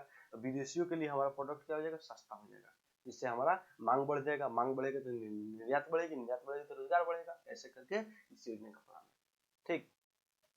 चलिए इतना हो गया। उसके बाद हम आगे आते हैं, आगे ये तो हो गया आप लोग के लिए, यहाँ से हो गया, चलिए ये हो गया। हाँ, HDFC बैंक पर नए क्रेडिट कार्ड जारी करने पर लगी रोक अब RBI के द्वारा हटा दिया गया। बस सबसे अधिक क्रेडिट कार्ड आपको HDFC बैंक के द्वारा ही जारी किया जाता है, बस यही न्यूज है यहाँ से आप लोग को। नेक्स्ट जो हम आते हैं नवीनतम समान ज्ञान, क्या है नवीनतम समान ज्ञान। तो यहाँ पे आप लोग को आते हैं, क्या है आपको सबसे पहला जो न्यूज होगा आप लोग के लिए वो है ईस्टर्न इकोनॉमिक फोरम। क्या है आप लोग के लिए, ईस्टर्न इकोनॉमिक फोरम। आइए हम इसको देखते हैं, ईस्टर्न इकोनॉमिक फोरम के बारे में। तो ईस्टर्न इकोनॉमिक फोरम याद रखिएगा, मोस्ट अब यकीन रह गया, रूस के सुदूर पूर्व इलाकों में विदेशी निवेश को प्रोत्साहित करने के उद्देश्य से यह एक गठित अंतर्राष्ट्रीय मंच है, ठीक है। इसका बैठक 2015 से प्रतिवर्ष हो रहा है। कहाँ पे होता है, व्लादिवोस्टॉक में। व्लादिवोस्टॉक जो है ये मान लीजिए हमारा नहीं, ये रूस है, ठीक है। रूस का सुदूर पूर्व क्षेत्र है ये वाला, रूस का पश्चिमी इलाका है ना, यूरोप में पड़ता है, जो पश्चिमी इलाका है ये सब विकसित एरिया है, लेकिन ये सब अविकसित क्षेत्र में आता है रूस के। तो यहीं पे इस सब क्षेत्र में निवेश बढ़ाने के लिए ही यह योजना जो है ईस्टर्न इकोनॉमिक फोरम लाया गया है।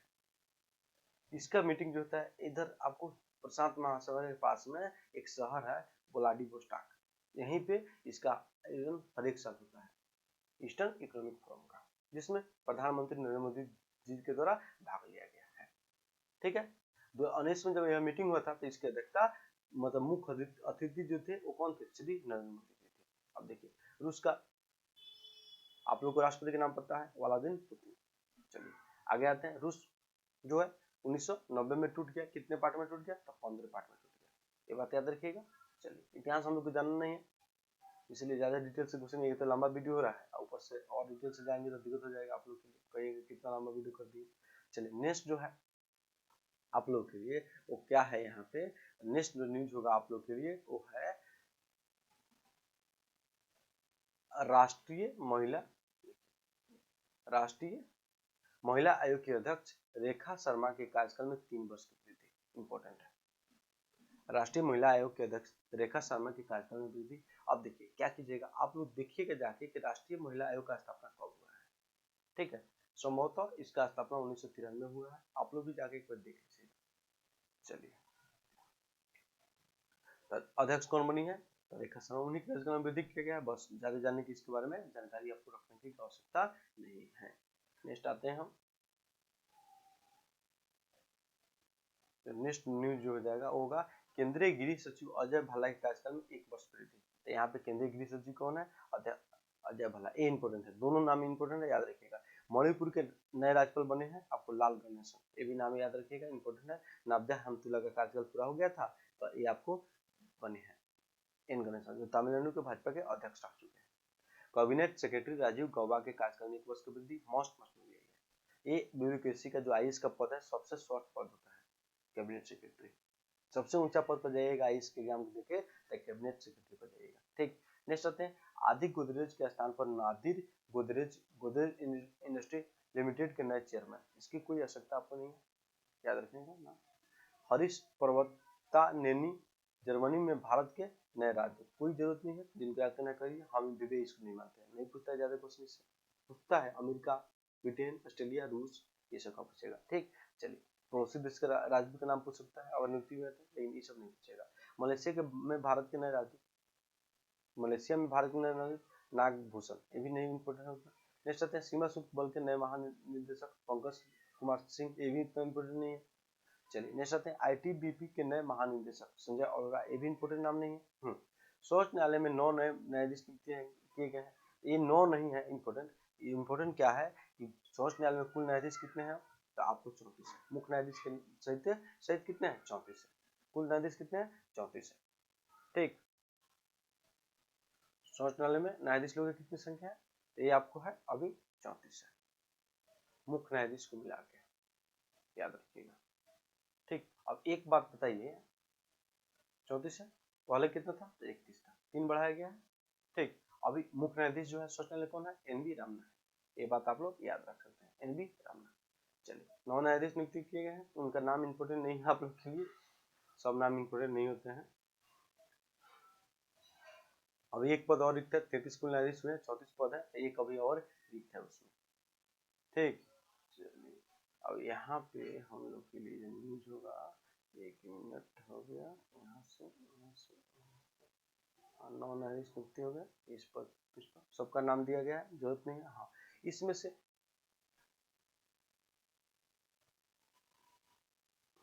हाँ एक नाम याद रखिएगा, न्यायमूर्ति जो है इंदु मल्होत्रा सीधे ही बाहर से सर्वोच्च न्यायालय में न्यायाधीश नियुक्ति होने वाले 8वें न्यायाधीश है, बस इतना याद रखना है, 8वां नाम दिया है, याद नहीं रखना है। चलिए हाँ, सर्वोच्च न्यायालय के न्यायाधीश कौन है, एनवी रमना है, ये नाम याद रखिएगा बस। नेक्स्ट आते हैं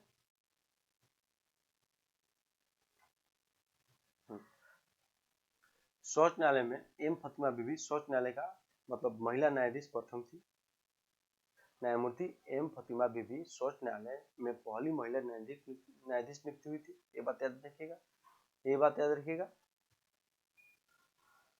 चलिए देखिए सब कुछ ठीक रहता है तो आपको जो बीबी नागरत्ना जो है वो देश की पहली महिला मुख्य न्यायाधीश होगी।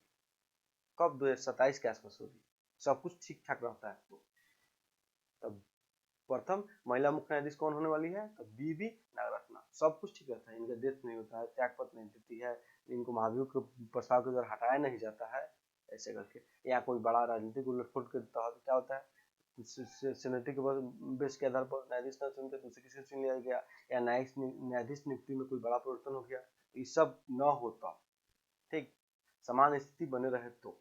चलिए इतना बात आप लोग याद रखना है। नेक्स्ट हम आते हैं, नेक्स्ट जो आप लोग के लिए न्यूज होगा वो है आपको रामा चरयूलू राज्यसभा के नए महासचिव। ये इंपॉर्टेंट है, ये नाम आप लोग के लिए इंपॉर्टेंट है, ये नाम इंपॉर्टेंट है, क्वेश्चन पूछेगा यहाँ से, ठीक, कि रामाचरयूलू राज्यसभा के नए महासचिव बने हैं, ठीक है। और उपराष्ट्रपति जो है कौन है, एम वेंकैया नायडू है, जो राज्यसभा के सभापति भी होते हैं, ठीक है।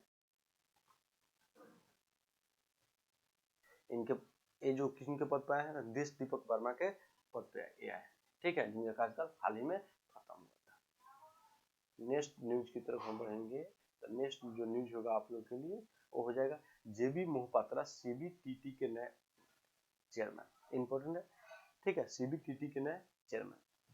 क्या है सीबीटीटी, तो central board of direct tax मतलब प्रत्यक्ष कर के लिए। उतना इंपॉर्टेंट नाम नहीं है जितना होना चाहिए, याद रखना रखिए। चलिए नेक्स्ट आते हैं, शांति लाल जैन इंडियन बैंक के नए प्रबंध निदेशक। इसको नहीं जानना है, नहीं इंपॉर्टेंट, बैंक वाले लोग के लिए इंपॉर्टेंट है। कमलेश कुमार पंत जो है राष्ट्रीय औषधि मूल्य निर्धारण प्राधिकरण के तहत है, कोई जरूरत नहीं है इसका भी, नहीं पूछेगा क्वेश्चन। चलिए सबसे पहले आजकल क्या पढ़ना है क्या छोड़ना है इंपॉर्टेंट हो जाता है एग्जाम। अवार्ड पुरस्कार में हम देखते हैं, तो पुरस्कार जो है आप लोग के लिए इसमें देखते हैं पुरस्कार में, तो पुरस्कार जो है क्या है, तो पुरस्कार है आपको प्रधानमंत्री के श्रम पुरस्कार दिया जाता है।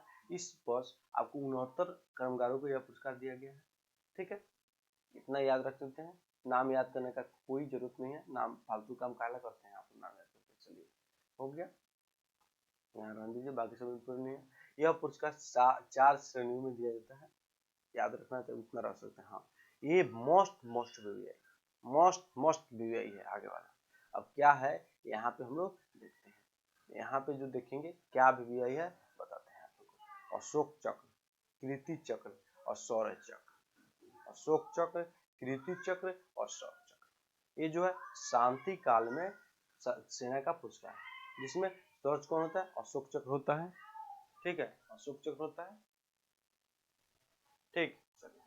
यहाँ पे 75वें स्वतंत्रता दिवस के पूर्व संध्या पर सैन्य और अर्धसैनिक बलों तथा पुलिस के लिए वीरता पुरस्कार दिया गया है, जिसमें अशोक चक्र किन व्यक्ति को मिला, एक आदमी को मिला, शांति के लिए शौर्य पुरस्कार है, शांति काल के लिए वीरता पुरस्कार। दूसरा कीर्ति चक्र, तो 15 आदमी को शौर्य चक्र दिया गया है। एक अशोक चक्र जिनको दिया गया है उनका नाम आप लोग को याद रखना होगा। तो अशोक चक्र जिनको मिला है, तो जम्मू कश्मीर पुलिस के एएसआई बाबू राम को यह पुरस्कार दिया गया, मोस्ट यह पुरस्कार इनको मरणोप्रांत दिया गया है। उसके बाद जम्मू कश्मीर पुलिस के कांस्टेबल जो है अल्फात हुसैन भट्ट जो है, उनको भी आपको क्या दिया गया, कीर्ति चक्र से सम्मानित किया गया। और 15 अन्य व्यक्ति को आपको शौर्य चक्र से सम्मानित किया गया, उन लोगों का नाम याद नहीं रखना है। चलिए अब ये तो था शांति काल के लिए वीरता पुरस्कार। तो युद्ध काल के लिए वीरता पुरस्कार कौन सा होता है, युद्ध काल के लिए जो वीरता पुरस्कार होते हैं उसमें शौर्य है वो है परमवीर चक्र, तब होते हैं महावीर चक्र, तब होता है वीर चक्र। ये सभी आप लोग याद रखिएगा। नेक्स्ट न्यूज है आप लोग के लिए, आते हैं महाराष्ट्र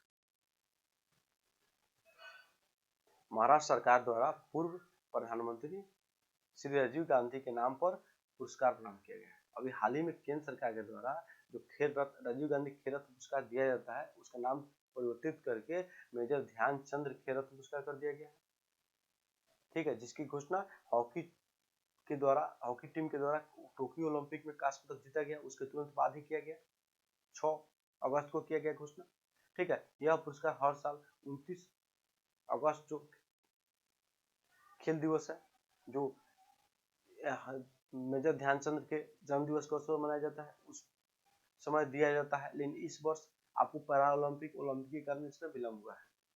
ठीक है, तो राजीव गांधी खेल रत्न पुरस्कार का नाम अब क्या हो गया, मेजर ध्यानचंद पुरस्कार हो गया। ये तो केंद्र सरकार द्वारा उनका नाम परिवर्तन किया गया, खेल पुरस्कार से हटा दिया गया था राजीव गांधी का, लेकिन महाराष्ट्र सरकार के द्वारा उनके नाम पर पुरस्कार चला गया। अब उस पुरस्कार का नाम क्या है, तो वो नाम है आपको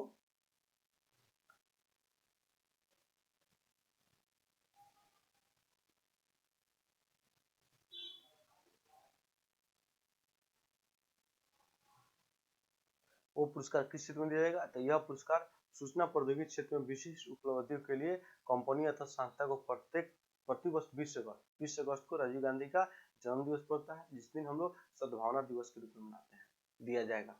किस क्षेत्र में राजीव गांधी पुरस्कार दिया जाएगा, तो ये पुरस्कार जो दिया जाएगा वो पुरस्कार होगा सूचना प्रौद्योगिकी के क्षेत्र में विशिष्ट उपलब्धि के लिए, खेल के लिए नहीं, सूचना प्रौद्योगिकी क्षेत्र में विशिष्ट उपलब्धि के लिए पुरस्कार दिया जाएगा। ठीक, इसके अलावा राजीव गांधी के नाम पर एक पुरस्कार कांग्रेस पार्टी के द्वारा भी स्थापित है, जिसे राजीव गांधी सद्भावना पुरस्कार के नाम से जाना जाता है, जो प्रतिवर्ष 2 वर्ष पर दिया जाता है। ये भी पुरस्कार की विद्या का नाम करता है। नेक्स्ट आते हैं मैग्सेस पुरस्कार 2021। क्या है, मैग्सेस पुरस्कार 2021। इसमें क्या है, इंपोर्टेंट है, क्या इंपोर्टेंट है आप लोग बताते हैं। तो यहाँ पे मैग्सेस पुरस्कार 2021 जो दिया गया है वो आपको बांग्लादेश के टीका वैज्ञानिक फिरदौसी कादरी को दिया गया है। फिरदौसी कादरी एक कादरी संप्रदाय, फिरदौसी संप्रदाय आप लोग याद होगा, आप लोग भक्ति काल में सूफी आंदोलन के समय आप लोग पढ़ते होंगे, तो उनके नाम पे याद रखिएगा। ठीक, उसके बाद पाकिस्तान के माइक्रो फाइनेंस विशेषज्ञ मोहम्मद अमजद साकिब को दिया गया। ठीक है, 2 आदमी के नाम याद रखिए क्योंकि हमारा पड़ोसी देश है, बाकी लोग का नाम उतना इंपोर्टेंट नहीं। 6 आदमी को दिया गया है, 6 आदमी के नाम इंपोर्टेंट आप लिखिए नहीं। यह पुरस्कार जो है क्यों दिया गया है, क्यों दिया जाता है, यह पुरस्कार आपको सेवा क्षेत्र में, पत्रकारिता के क्षेत्र में, विभिन्न प्रकार के मतलब शासन के क्षेत्र में आप अच्छा काम करते हैं, वहां पे आपको पुरस्कार दिया जाता है। यह पुरस्कार आपको जो फिलीपींस के पूर्व राष्ट्रपति जो है रेमन मैगमेंस है, उन्हीं के नाम पे यह पुरस्कार प्रतिवर्ष दिया जाता है, लेकिन 2020 में यह पुरस्कार नहीं दिया गया था क्योंकि कोविड-19 के कारण। ठीक, इतना बात आप लोग याद रखिएगा। चलिए आगे आते हैं। इस पुरस्कार को हम लोग एशिया के नोबेल के नाम से भी जानते हैं। इस पुरस्कार को हम लोग एशिया के नोबेल के नाम से भी जानते हैं। 2020 में यह पुरस्कार नहीं दिया गया है किसी को भी। ठीक, इतना बात आप लोग याद रखिएगा यहाँ से। हाँ, 2019 में भारत के रवीश कुमार को पत्रकारिता के क्षेत्र में यह पुरस्कार दिए गए थे। चलिए नेक्स्ट आते हैं निधन। निधन में इंपोर्टेंट नाम है आप लोग के लिए, क्या है, कल्याण सिंह। इंपोर्टेंट है, याद रखिएगा। कल्याण सिंह का संबंध जो है किस क्षेत्र से, कल्याण सिंह का संबंध जो है आपको कहाँ से है बताइए, यह संबंध राजनीति से। उत्तर प्रदेश के यह मुख्यमंत्री रह चुके हैं, पूर्व मुख्यमंत्री, तथा हिमाचल प्रदेश तथा राजस्थान के पूर्व राज्यपाल भी रह चुके हैं। ठीक है, भाजपा के नेता थे, इनका निधन हो गया। ये विवादित ढांचा जो बाबरी मस्जिद के द्वारा गिराया गया था अयोध्या में, उस समय मुख्यमंत्री थे। ठीक है, चलिए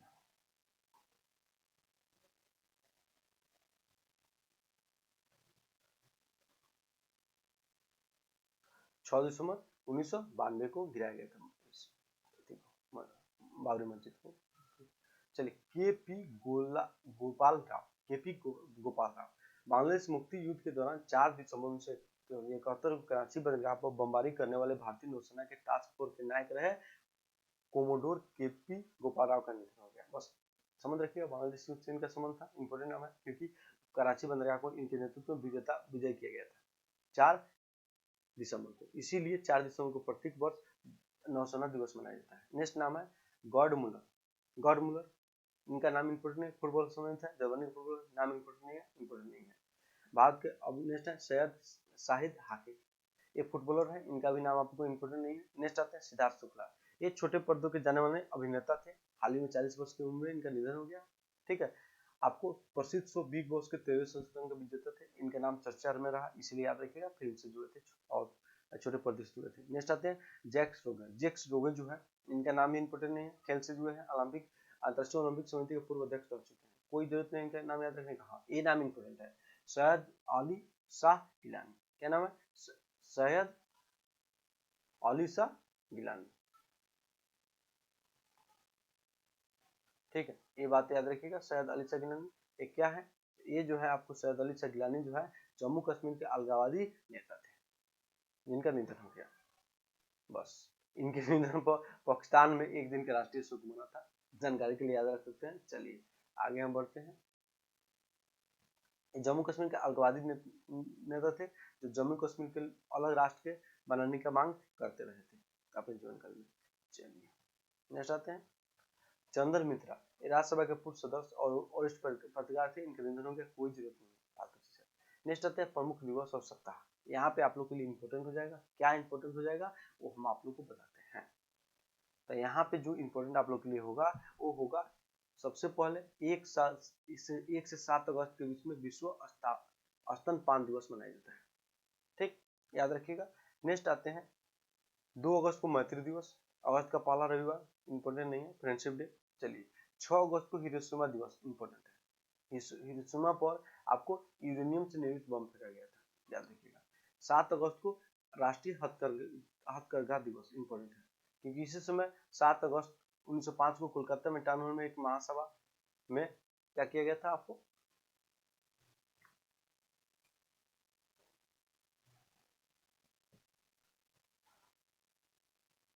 महासभा में स्वदेशी आंदोलन की औपचारिक शुरुआत की गई थी। ठीक, याद रखिएगा। नेक्स्ट आते हैं आप लोग के लिए जो इंपॉर्टेंट न्यूज हो जाएगा वो हो जाएगा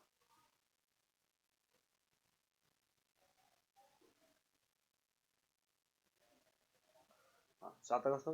9 अगस्त को नागासाकी दिवस जिसमें प्लूटोनियम से निर्मित बम गिराए गए थे। 9 अगस्त को क्रांतिकारी दिवस, इंपॉर्टेंट नहीं है। 9 अगस्त को विश्व आदिवासी दिवस, इंपॉर्टेंट नहीं है। 10 अगस्त को विश्व जय ईंधन दिवस, इंपॉर्टेंट है, याद रखिएगा। 10 अगस्त को विश्व जय ईंधन दिवस, इंपॉर्टेंट है, याद रखिएगा। 10 अगस्त को राष्ट्रीय कृमि मुक्ति दिवस, इंपॉर्टेंट नहीं है। 12 अगस्त को अंतर्राष्ट्रीय युवा दिवस, बहुत बहुत इंपॉर्टेंट। 12 अगस्त को अंतर्राष्ट्रीय युवा दिवस मनाया जाता है और 12 जनवरी को राष्ट्रीय युवा दिवस मनाया जाता है। राष्ट्रीय युवा दिवस विवेकानंद के जन्म दिवस पर मनाया जाता है, याद रखिएगा। 12 अगस्त को विश्व हाथी दिवस मनाया जाता है, इंपॉर्टेंट नहीं है उतना। 14 अगस्त को पाकिस्तान का स्वतंत्रता दिवस है, याद रखिएगा। 14 अगस्त को विभाजन विभीषिका स्मृति दिवस है। मोस्ट वीवीआई, जितना वीवीआई करना है कर सकते हैं इसको, ठीक है, क्योंकि इसी साल घोषणा किया गया है। तो 14 अगस्त को आपको क्या है, विभाजन विभीषिका दिवस मनाया जाता है। यह क्यों मनाया जाएगा, तो 14 अगस्त 1947 को देश के विभाजन के समय नफरत और हिंसा के चलते देश के लाखों भाई बहनों को विस्थापित होना पड़ा और अपनी जान तक गंवानी पड़ी। इस उन लोगों के संघर्ष और बलिदान को याद में 14 अगस्त को प्रतिवर्ष विभाजन विभीषिका स्मृति दिवस के रूप में मनाने की घोषणा प्रधानमंत्री नरेंद्र मोदी ने आपको लाल किले से की, इंपॉर्टेंट है। चलिए याद रखिएगा, ये आप लोग के लिए इंपॉर्टेंट हो जाएगा। नेक्स्ट हम बढ़ेंगे। नेक्स्ट जो है 15 अगस्त को राष्ट्र स्वतंत्रता दिवस भारत का। इसके साथ साथ दक्षिण कोरिया, कांगो, बहरीन का भी स्वतंत्रता दिवस मनाया जाता है। और आपको टेस्टिंग, ये यूरोपियन राष्ट्र का एक छोटा सा देश है, वहाँ पे भी आपको राष्ट्रीय दिवस के रूप में मनाया जाता है, याद रखिएगा। जापान को दक्षिण कोरिया को जापान से, कांगो गणराज्य को फ्रांस से और बहरीन से ब्रिटेन को आजादी मिला था। नेक्स्ट आते हैं 15 अगस्त को ही बांग्लादेश का राष्ट्रीय शोक दिवस मनाया जाता है, इंपॉर्टेंट है क्योंकि 15 अगस्त 1975 को ही बांग्लादेश के पहले जो राष्ट्रपति थे, बाद में प्रधानमंत्री बने थे, उनका हत्या कर दी गई थी। नेक्स्ट आते हैं 17 अगस्त इंडोनेशिया का स्वतंत्रता दिवस, इंपॉर्टेंट नहीं है। विश्व फोटोग्राफी दिवस 19 अगस्त को, इंपॉर्टेंट नहीं है। 21 अगस्त को विश्व मधुमक्खी दिवस, इंपॉर्टेंट नहीं है। हाँ, राष्ट्रीय खेल दिवस मोस्ट 29 अगस्त को मेजर ध्यानचंद दिवस के जन्म दिवस को मनाया जाता है। 29 अगस्त को तेलुगु भाषा दिवस, इंपॉर्टेंट नहीं है। नेक्स्ट आते हैं, ये आपके लिए इंपॉर्टेंट हो जाएगा, अर्थ ओवरशूट डे। अर्थ ओवरशूट डे क्या है, आपको अर्थ ओवरशूट डे क्या है यहाँ पे, तो अर्थ ओवरशूट डे 21। अब ये अर्थ ओवरशूट डे क्या है बताते हैं आपको, 1 मिनट की, इसमें आ जाएगा आपको समझाने का कार्य है। अर्थ ओवरशूट डे से तात्पर्य किसी कैलेंडर वर्ष में उस तिथि से है जिस दिन मानव ने उस वर्ष के लिए उपलब्ध प्राकृतिक संसाधन का उपयोग कर लिया। अब देखिए, मान लीजिए कि हमने एक मतलब डाटा रखते हैं अपने पास कि मेरे पास जो पैसा है, मेरे पास जो संसाधन है, उसको अगर हम एक वर्ष में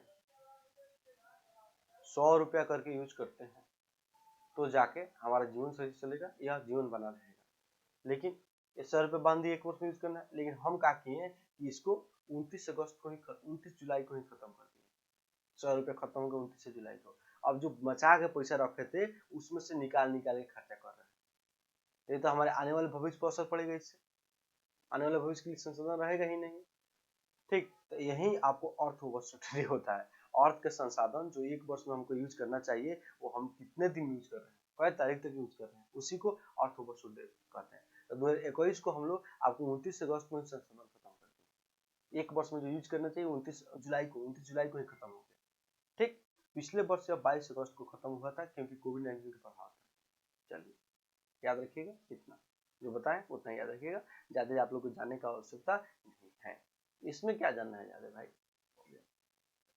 चलिए यहाँ पे 2020 में 22 अगस्त को मनाया गया, 21 में 29 अगस्त को 29 जुलाई को मनाया गया और 2019 में 29 जुलाई को ही मनाया गया था। चलिए नेक्स्ट पुस्तक है, पुस्तक इंपॉर्टेंट आप लोग के लिए हो जाएगा। तो पुस्तक जो है उसमें आपको है हॉर्स रियलिटीज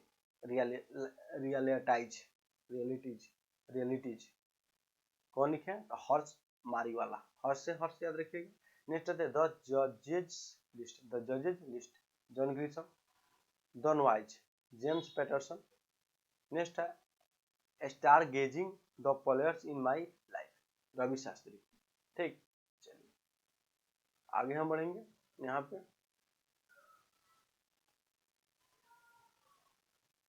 नेक्स्ट जो पुस्तक होगा आपके लिए वो होगा all in, Billie Jean King लिखे हैं। The rise and fall of Osama bin Laden, ये लिखे हैं पीटर एल बार्गन लिखे हैं। ब्लाइंड टाइगर, इस सांद्रा ब्राउन के द्वारा लिखा गया है। ठीक, नेक्स्ट है आपको acceleration India 7 years of Modi government, KJ Alphonso.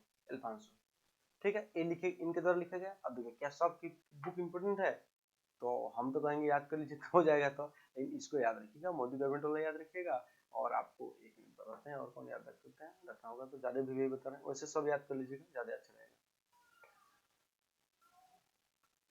हाँ, यहाँ पे क्या करना है आपको, डॉनवाज नहीं, हाँ, starring the players in my life, Ravi Shastri. Must हुए 2 किताब याद रखिएगा, और सब याद नहीं होता है तो ये 2 किताब याद रखिएगा, ये आपके एग्जाम में पूछे जाएंगे।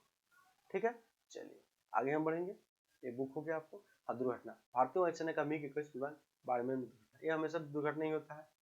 भारतीय सैनिकों के लिए इसे ताबूत का किल कहा जाता है, इसको सेना से निकाल देना चाहिए।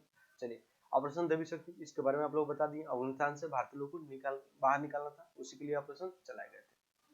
नेक्स्ट जो हम आते हैं स्वतंत्रता के 75वें वर्ष में पर, चलिए नेक्स्ट जो न्यूज होगा आप लोग के लिए, आपको दुर्घटना वाला हो गया, उसके बाद ऑपरेशन देवी शक्ति हो गया। उसके बाद आते हैं हम यहाँ पे है स्वतंत्रता के 75वें वर्ष में प्रवेश को पक्ष में कथा क्रांति वीरों की प्रदर्शनी, याद रखिएगा, बस इतना ही याद रखना है, बाकी सब जरूरत नहीं है। नेक्स्ट आते हैं ललित कला अकादमी के द्वारा इसको शुरू किया गया, ये बात याद रखिएगा, ललित कला अकादमी के द्वारा इसको शुरू किया गया। राष्ट्र रूस में अंतरराष्ट्रीय बहुराष्ट्रीय सैन्य अभ्यास जपड़ 2021 में भारत की भागीदारी, मतलब जपड़ जो सैन्य अभ्यास हुआ है कहाँ हुआ है? रूस में हुआ है, ये बात याद रखिएगा। जपड़ सैन्य अभ्यास कहाँ हुआ है? रूस में हुआ है। ठीक है, इसमें भारत के द्वारा भाग लिया गया है, इसमें भारत के द्वारा भाग लिया गया है। ठीक है, भारत सहित 17 विभिन्न देशों ने इसमें भाग लिया, जिसमें आपको पाकिस्तान और चीन भी था। ठीक है, चलिए नेक्स्ट आते हैं भारत और रूस का संयुक्त सैन्य अभ्यास इंद्र 21 भी रूस में ही आयोजित हुआ है। चलिए आगे हम बढ़ेंगे, तो ये हो गया आपको भारत और कजाकिस्तान के बीच सैन्य अभ्यास कौन हुए? काजिज। कौन अभ्यास हुए हैं? काजिज, ये बात आप लोग याद रखिएगा। चलिए काजिज का किसके बीच में होता है? तो भारत और कजाकिस्तान, इंपोर्टेंट है, मोस्ट इंपोर्टेंट है। नेक्स्ट आते हैं विविध में आते हैं the operation blue freedom, operation blue freedom. ये ऑपरेशन ब्लू फ्रीडम क्या है? तो आप लोग यहाँ से याद रखिएगा कि ऑपरेशन ब्लू फ्रीडम के तहत दिव्यांग जो लोग हैं, उनके एक बड़े दल ने विश्व के सर्वाधिक ऊंचाई पर स्थित युद्ध स्थल सियाचिन पर चढ़ाई कर एक अभियान अगस्त 2021 में शुरू किया गया था। ठीक है, जिसे हम लोग क्या कहते हैं? Blue freedom. सबसे ऊंचे स्तर दिव्यांगों के द्वारा सबसे ऊंचे स्तर युद्ध क्षेत्र सियाचिन पर चढ़ाई के लिए लाया गया। अब देखिए सियाचिन आता है, तो सियाचिन जो क्षेत्र है वो भारत और पाकिस्तान के बीच में विवादित क्षेत्र है। याद रखिए, चीन लगा है तो चीन हम लोग मार देते हैं आंसर, लेकिन चीन नहीं होगा, भारत पाकिस्तान होगा। ठीक, याद रखिएगा। चलिए आगे हम बढ़ेंगे। यहाँ पे भारत, अमेरिका, जापान और ऑस्ट्रेलिया का संयुक्त नौसैनिक अभ्यास मालाबार 21, ये बात याद रखिएगा। क्या है हम बताते हैं आप लोगों को। अमेरिका, भारत, जापान, ऑस्ट्रेलिया का संयुक्त नौसैनिक अभ्यास मालाबार, मोस्ट इम्पोर्टेंट। 4 देश भाग देते हैं, चारों देश क्वाड के मेंबर हैं। क्वाड का मतलब क्या होता है, ठीक है, क्वाड का मतलब क्या होता है, तो क्वाड का मतलब होगा क्वाड्रिलेटरल, आपको अलायंस कुछ ऐसा होता है, इस फुल फॉर्म याद रखिएगा, इंपॉर्टेंट है, ऑप्शन आएगा तो हम भी मार देंगे, और याद नहीं कर रहे यार, याद नहीं आ रहा, याद रखिए क्वाड, जिसमें 4 मेंबर है, ठीक है, कौन कौन है, भारत, जापान, अमेरिका और ऑस्ट्रेलिया, ठीक, जिसके बीच सैन्य अभ्यास आपको क्या हुआ है, मलाबार हुआ है। क्या मलाबार सैन्य अभ्यास चारों देशों में भाग लेते हैं, तो एक जवाब आएगा नहीं। 1992 में जब यह युद्धाभ्यास शुरू हुआ था तो भारत और अमेरिका का द्वारा भाग लिया था, लेकिन बाद में इसमें सिंगापुर, जापान, ऑस्ट्रेलिया भी जुटा था, 5 देश का हो गया था अभ्यास, लेकिन बाद में आपको चीन के विरोध के कारण ऑस्ट्रेलिया और सिंगापुर यहाँ से निकल गया, तो अब केवल 3 देशों के बीच में यह युद्धाभ्यास होने लगा। किसके बीच में, तो भारत, पाकिस्तान का, सॉरी, भारत, अमेरिका और जापान, ठीक। अब क्या हुआ है, 4 क्वाड के मेंबर इसमें शामिल हो गए, ठीक। चलिए, ये हो गया आप लोग के लिए, यहाँ से चलिए नेक्स्ट, राज्य के द्वारा, राज्य में जो आप लोग को है आपने पढ़ लीजिएगा। बिहार में बता देना है कि बिहार में पंचायत चुनाव होने वाला है, जो 11 चरण में होगा। कितने चरण होगा, 11 चरण में होगा, ठीक। चलिए नेक्स्ट आते हैं, खेलकूद। ये आप लोग के लिए इंपोर्टेंट हो जाएगा खेलकूद, क्योंकि खेलकूद से हर समय एक क्वेश्चन हमेशा बनता है। तो सबसे पहला जो न्यूज है खेलकूद से, वो क्या है बताते हैं आप लोग को। तो इसमें विश्व जूनियर जो एथलेटिक्स चैंपियनशिप है, इसका आयोजन हुआ है, कहाँ पे हुआ है, तो केन्या में हुआ। केन्या का राजधानी क्या है, नैरोबी। केन्या जो देश है वो किस महादेश में पड़ता है, तो अफ्रीका में पड़ता है, ठीक। चलिए आते हैं नेक्स्ट, इसमें भारत के 2 आदि पदक जीते हैं, मतलब मेन पदक जीते हैं, जिसमें अमित कुमार है और आपको शैली सिंह है। कौन कौन, अमित कुमार, शैली सिंह। अभी यह किस खेल से संबंधित है, तो शैली सिंह जो है आपको लंबी कूद यानी एथलेटिक्स से संबंधित है, अमित कुमार भी एथलेटिक्स से संबंधित है, ये दौड़ते हैं, अगर गहराई से पूछा तो दौड़ते हैं और लंबी कूद करती है, ये बात याद रखिएगा। चलिए आगे हम बढ़ते हैं, हो गया अमित कुमार, शैली सिंह का फोटो आप देख लीजिए। भारत इसमें पदक तालिका में नीचे रहा, पदक तालिका में कोवा क्रम पर रहा भारत, वो आपको जाना नहीं है, 12वें क्रम पर रहा, इंपोर्टेंट नहीं होता है। चलिए नेक्स्ट आते हैं, खेलकूद में जो दूसरा न्यूज है आप लोग के लिए, वो क्या है, वो आप लोग के लिए टोक्यो ओलंपिक में एथलेटिक्स स्पर्धा में 3 नए विश्व रिकॉर्ड बने हैं। कोई जरूरत नहीं है इसका आप लोग को, भारत के द्वारा कोई रिकॉर्ड बनाया गया होगा ना भारत के द्वारा, वो इम्पोर्टेंट है, विश्व के लिए ज्यादा इम्पोर्टेंट है। हाँ, बैडमिंटन में अश्विन पोनाप्पा और एन सिक्की रेड्डी की जोड़ी डेनमार्क मास्टर्स बैडमिंटन की उप विजेता है। रफली इसको याद रख सकते हैं, इतना इम्पोर्टेंट नहीं है। यहाँ से जाना क्या है आप लोग को, अश्विन पोनाप्पा किस खेल से संबंधित है, बैडमिंटन, और एन सिक्की रेड्डी जो है बैडमिंटन खेलते हैं, बस इतना जानना है। और डेनमार्क ओपन में क्या हो गया, उप विजेता हो गया हुए हैं, ठीक है। इनको हराया कौन नाम याद रख सकते हैं, अमेली मैगलुंड और फ्रेजर राउंड, ठीक है। तो अमेली राउंड करके याद रखिएगा, याद रह जाएगा। चलिए नेक्स्ट आते हैं, वैसे पूछा नहीं जाएगा, इम्पोर्टेंट नहीं है, बस ये अश्विन पोनाप्पा बैडमिंटन खेलते हैं, एन सिक्की रेड्डी बैडमिंटन खेलते हैं, ये बात याद रखिएगा। चलिए आगे हम बढ़ेंगे,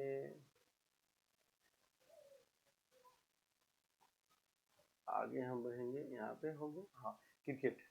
ऑस्ट्रेलिया के विरुद्ध T20 श्रृंखला बांग्लादेश ने 4-1 से जीती है, कोई जरूरत नहीं है इसका। चलिए, हाँ, शेर बांग्ला नेशनल क्रिकेट टीम कहाँ है, तो ढाका में है, याद रखिएगा। भारत इंग्लैंड टेस्ट श्रृंखला हुआ है, जिसमें देखिए कुछ इंपोर्टेंट फैक्ट यहाँ पे है, उसको आप लोग को याद रखना है। यहाँ पे क्या याद रखना है कि आपको लॉर्ड्स जो है, लॉर्ड्स, इसको क्रिकेट का मक्का कहते हैं, बस ज्यादा जानकारी रखने की आवश्यकता नहीं है। चलिए हो गया, इसमें कप्तानी कौन कर रहे थे, तो विराट कोहली कर रहे थे। चलिए नेक्स्ट आते हैं, फुटबॉल, मोस्ट इम्पोर्टेंट क्या है, डूरंड कप किस खेल से संबंधित है, तो फुटबॉल से, ये बात याद रखिए। अभी इसके सितंबर अक्टूबर में यह आयोजन होगा, विजेता उपविजेता के नाम आपके लिए इम्पोर्टेंट होगा। यह जो है एशिया का सबसे मतलब पुराना फुटबॉल ट्रॉफी है, ये बात याद रखिएगा। चलिए आगे हम बढ़ेंगे, आगे जो न्यूज आप लोग के लिए होगा उसमें, हाँ ये सब बता दिए। हाँ, बार्सिलोना एफसी का साथ छोड़कर Lionel Messi Paris Saint Germain से जुड़े क्लब है, सब फुटबॉल के क्लब है, इतना याद रख सकते हैं, लियोन मेसी फुटबॉल खेलते हैं। इसके अलावा अर्जेंटीना से किस देश से संबंध है लियोनेल मेसी का? तो अर्जेंटीना हाल ही में कोपा अमेरिकन फुटबॉल कप जीता है ब्राजील को हराकर, इतना याद रखिएगा। इसके अलावा एक और ब्राजील के खिलाड़ी हैं नेमार, ये भी फुटबॉल खेलते हैं, दोनों का नाम याद रखिएगा, ठीक है। कोपा अमेरिका कप कौन जीता है? तो अर्जेंटीना जीता है ब्राजील को हराकर। और यूरोपा, जिसको यूरोपियन लीग भी बोलते हैं, फुटबॉल लीग बोलते हैं, कौन जीता है? तो इटली जीता है, किसको? ब्रिटेन को हराकर, इतना बात याद रखिएगा। दोनों अभी हाल ही में प्रतियोगिता हुआ, दोनों को भी जीते, इंपोर्टेंट है आप लोग के लिए। नेक्स्ट हम बढ़ेंगे न्यूज की तरफ। यहाँ पे क्रिस्टियानो रोनाल्डो ये भी फुटबॉल खेलते हैं, इन्होंने भी अपना क्लब बदल लिया है, ये आपको अब मैनचेस्टर यूनाइटेड से जुड़ गए हैं, जुवेंटस को छोड़ के। चलिए, ये ज्यादा इंपोर्टेंट नहीं है, नाम याद रखिएगा, किस खेल से संबंधित है इतना याद रखिएगा, उतना याद रखिएगा तो दिमाग कहाँ से आएगा उतना आप लोग बताइए। चलिए नेक्स्ट आते हैं, महिलाओं का Britain open AIG women's open, नहीं जरूरत है उसका। पुरुषों को की द ओपन चैंपियनशिप, कोई जरूरत नहीं है। चलिए टेबल टेनिस में आते हैं, WTO कंटेनर बुडापेस्ट में भारत के जी साथियान और मनिका बात्रा का मिश्रित युगल खिताब, इसीलिए इंपोर्टेंट हो गया, भारतीय के द्वारा किसी के द्वारा जीता गया, इसीलिए इंपोर्टेंट हो गया। तो यहाँ पे क्या आप लोग को याद रखना है, तो बताते हैं। तो यहाँ पे आप लोग को याद रखना है कि WTT कंटेनर बुडापेस्ट, उसका कौन जीते हैं? जी साथियान और मनिका बात्रा, दोनों आदमी किस खेल से संबंधित है? तो टेबल टेनिस, ये महिला है, ये पुरुष है, ठीक। चलिए हो गया, इतना ही याद रखना है। उसके अलावा अभी हाल ही में फिर से चेक अंतरराष्ट्रीय टेबल टेनिस की किताब के विजेता जे साथियान, दोनों नाम याद रखिएगा, इंपॉर्टेंट होगा आपके लिए एग्जाम के लिए। नेक्स्ट आगे हम बढ़ेंगे, तो वहां पे न्यूज आप लोग के लिए होगा, ये तो आपको हो गया, यहाँ से ये हो गया, जे साथियान का फोटो देख लीजिए। टेबल टेनिस में आपको सिंसिनाटी मास्टर, जिसको वेस्टर्न एंड सदर्न ओपन भी बोलते हैं, इसके विजेता कौन है? पुरुष महिला, नाम उतना इंपॉर्टेंट नहीं है लेकिन थोड़ा सा इंपॉर्टेंट है, याद रखने का प्रयास कीजिएगा, क्योंकि आजकल क्वेश्चन थोड़ा पूछ रहा है, ठीक। तो इसमें क्या याद करते हैं, चाहे वो चारों ओपन हो, ऑस्ट्रेलिया ओपन हो, पेरिस ओपन हो, और चाहे लंदन ओपन हो या अमेरिकन ओपन हो, ये चारों कर्व में होते हैं। वर्ष की शुरुआत में ऑस्ट्रेलिया ओपन होते हैं, उसके बाद पेरिस ओपन या फ्रांसीसी ओपन होता है, जिसको लौरा गौरा के नाम से भी जानते हैं, ठीक है। उसका लंदन ओपन होता है, जिसको विंबलडन के नाम से भी जानते हैं, या अमेरिकन ओपन होता है, ठीक है। कर्व में पहले ये होता है, तब ये होता है, तब ये होता है, तो ये होता है। ये चारों का आपको महिला पुरुष एकल विजेता और उप विजेता इंपोर्टेंट होते हैं, मिश्रित युगल विजेता को भी याद मत कीजिएगा, ठीक है। हाँ, यदि कोई भारतीय इसमें विजेता होंगे ना तो आपके लिए इंपोर्टेंट हो जाएगा, नहीं तो नहीं, ठीक है। कोई पगला जाएगा आयोग ना तो अभी पूछेगा, नहीं तो नहीं पूछेगा, समझे। चलिए तो यहाँ पे देखते हैं हम लोग, पुरुष विजेता कौन बने हैं? तो अलेक्जेंडर जर्मन बने, कहाँ का रहने वाले हैं? तो जर्मनी के, ठीक। विजेता ही याद रखिए, यहाँ पे विजेता मत रखिए। महिला एकल के विजेता कौन है? एसएल बाटी है, ऑस्ट्रेलिया की। एसएल बाटी जो है पहले क्रिकेट खेलती थी, उसके बाद आप टेनिस खेलती है, ठीक।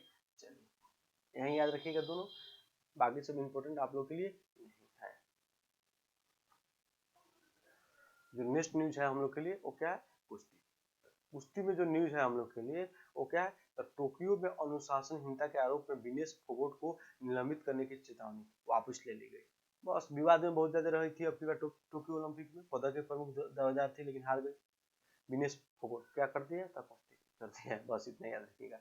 चलिए नेक्स्ट आते हैं हम लोग, नेक्स्ट जो न्यूज आप लोग के लिए होगा, यहाँ पे सब भी है उतना ही बता रहे हैं, बाकी सब फालतू चीज नहीं बताएंगे आप लोगों को, नहीं याद कीजिएगा, नहीं पूछेगा एग्जाम में, गारंटी देते हैं, ठीक है। इसके अलावा दो और लोगों को, पहलवान लोगों को निलंबित किया गया था, जिसमें आपको सोनम मालिक और आपको एक और पहलवान जो है वो दिव्या काकरान, दोनों को निलंबित किया गया था। तो एक भी नाम याद रखिएगा, दोनों में पहलवानी करता है, क्योंकि इंपोर्टेंट है, नाम चर्चा में है। नेक्स्ट आते हैं हम यहाँ पे जो है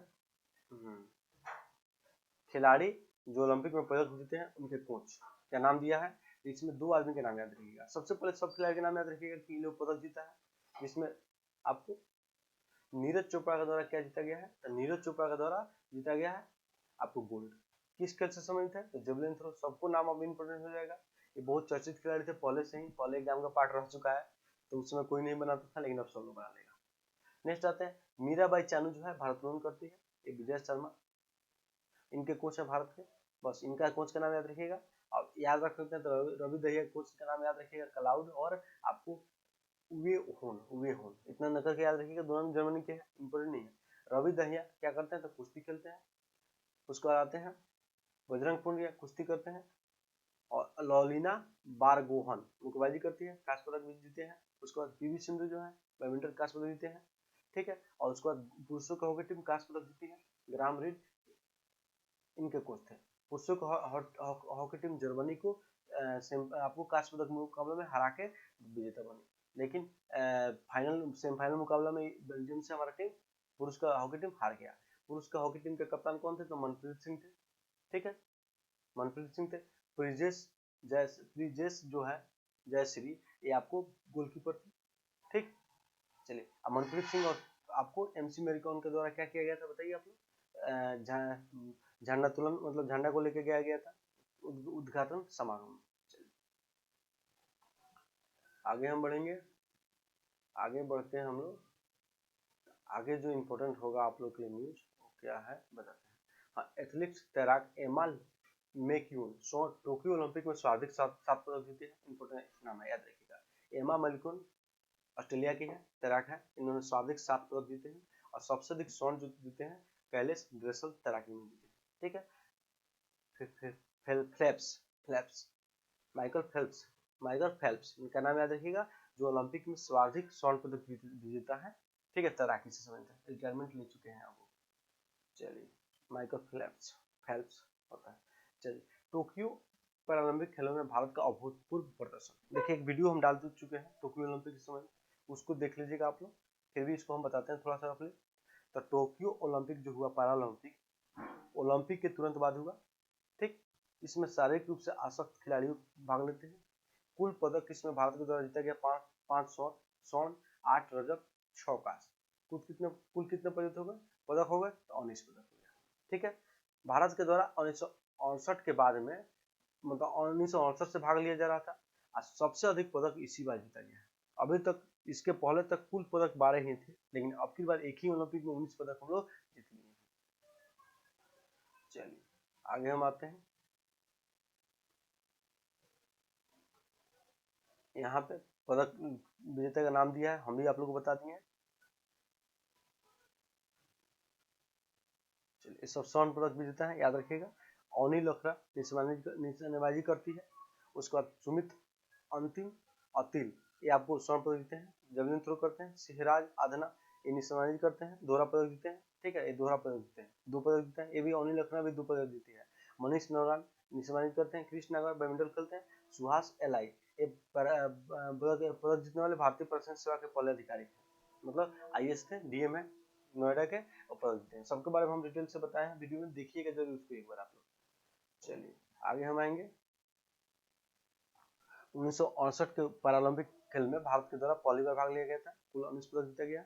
चलिए नेक्स्ट आते हैं हम लोग, सबके बारे में बताए हैं, आप लोग एक बार जरूर देख लीजिएगा उसको। हाँ सब 2020 में जो हुआ है 19 पदक जीता है भारत, तो बतेबे किए हैं। चलिए इसमें अब आते हैं हम लोग, सबका नाम यहाँ पे भी दे दिया है। अवनी लखरा महिला स्वर्ण पदक जीती है। सुमित अंतिम जेवलिन थ्रो करते हैं। मनीष नरवाल आपको शूटिंग के समय था। प्रमोद भगत बैडमिंटन, कृष्णा नागर बैडमिंटन। उसका रजत पदक कौन जीता है तो Bhavina Patel tennis table tennis. Mariyappan Thangavelu ऊंची कूद, प्रवीण कुमार ऊंची कूद, Devendra Jhajharia javelin throw, Yogesh Kathuniya disc throw, Nishad Kumar ऊंची कूद, सिराज अदनान पुरुषों की पिस्टल मतलब शूटिंग करते हैं। सुहास एतिराज ये बैडमिंटन खेलते हैं। ये किस क्लास से संबंधित है इनका नाम इंक्लूड नहीं है। कांस्य पदक सुंदर सिंह गुर्जर जेवलिन थ्रो, शरद कुमार ऊंची कूद, सिराज अदना आपको ये इंपॉर्टेंट है, नाम याद है। सिराज अदना क्या करते हैं शूटिंग, अवनी लोखरा शूटिंग, हरविंदर सिंह आपको तीरंदाजी करते हैं। मनोज सरकार बैडमिंटन खेलते हैं। ये आपको शरद कुमार बिहार से संबंधित है, प्रमोद भगत बिहार से संबंधित है। शरद कुमार मुजफ्फरपुर से संबंधित है, और प्रमोद भगत जो है आपको हाजीपुर से संबंधित है, वैशाली हाजीपुर से। बस पदक तालिका में सबसे प्रथम स्थान रहा चीन का, जिसने 96 स्वर्ण 60 रजत 51 कांस्य और कुल 207 पदक जीता है। भारत के द्वारा स्थान कौन रहा 24वां रहा, जिसमें 5 स्वर्ण 8 कांस्य 6 रजत जीता गया, कुल 8 रजत और 6 कांस्य जीता गया, कुल 19 पदक है। नेक्स्ट आते हैं, इस बार पैरा ओलंपिक खेल में आपको पहली बार शामिल किया गया था बैडमिंटन को और ताइक्वांडो को, ठीक है। इसके अलावा आपको सेलिंग और 7 ए साइड फुटबॉल को हटा दिया गया था इस खेल से। भारत के कुल 54 पैरा एथलीट भाग लिए थे, जिसमें 17 आदमी ने पदक जीता, 2 दोहरी पदक है। अब तक का भारत का सबसे बड़ा दल था। रूस इस ओलंपिक में रूस के नाम से भागीदारी नहीं लिया, लेकिन अंतर्राष्ट्रीय ओलंपिक समिति रूस के नाम से भाग लिया, ठीक, क्योंकि वो आप क्या है, आपको निलंबित है। नेक्स्ट आते हैं, नेक्स्ट जो है यहाँ से इम्पोर्टेंट जो आप लोग के लिए है वो है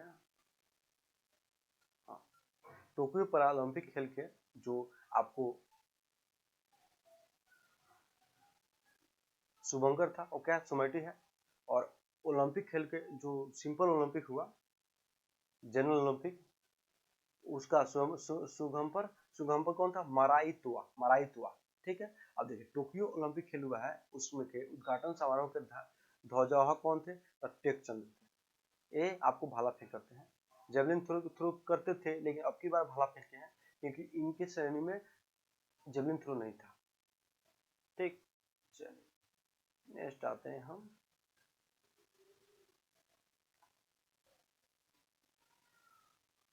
कितना हो गया, हाँ। भारतीय दल का प्रमुख जो थे वो कौन थे, तो गुरु शरण सिंह थे, याद रखिएगा, गुरु शरण सिंह थे। भारतीय दल की ध्वजवाहिका अवनी लखेड़ा थी, कब, समापन समारोह में, ठीक है। इस खेल का शुभंकर कौन था, मोसेटी था, और टोक्यो ओलंपिक जो जनरल था सभी लोग भाग लिए थे, उसका मराईतुआ था, याद रखिएगा। चलिए यहाँ से इतना इम्पोर्टेंट था, उसके बाद आगे हम बढ़ते हैं, यहाँ पे हम 17वें ग्रीष्मकालीन ओलंपिक खेल का आयोजन अगस्त सितंबर 2024 में होगा, पेरिस में होगा। ये सब जो टोक्यो पैरालंपिक 2020 टोक्यो ओलंपिक 2020 में डेट है, नाम है, लेकिन 21 में आयोजित हुआ है कोविड-19 के कारण, ठीक है। 4 साल पर होता है, तो 20 में मतलब होना था, 21 में हुआ, अब अगले का होगा 24 में ही होगा, 25 में नहीं होगा, 24 में अपने ओरिजिनल डेट पर होगा, ठीक है। 24 में पेरिस में होगा, 28 में आपको अमेरिका में होगा लॉस एंजल्स में, और 32 में कहाँ पे होगा, मेलबर्न होगा, ऑस्ट्रेलिया।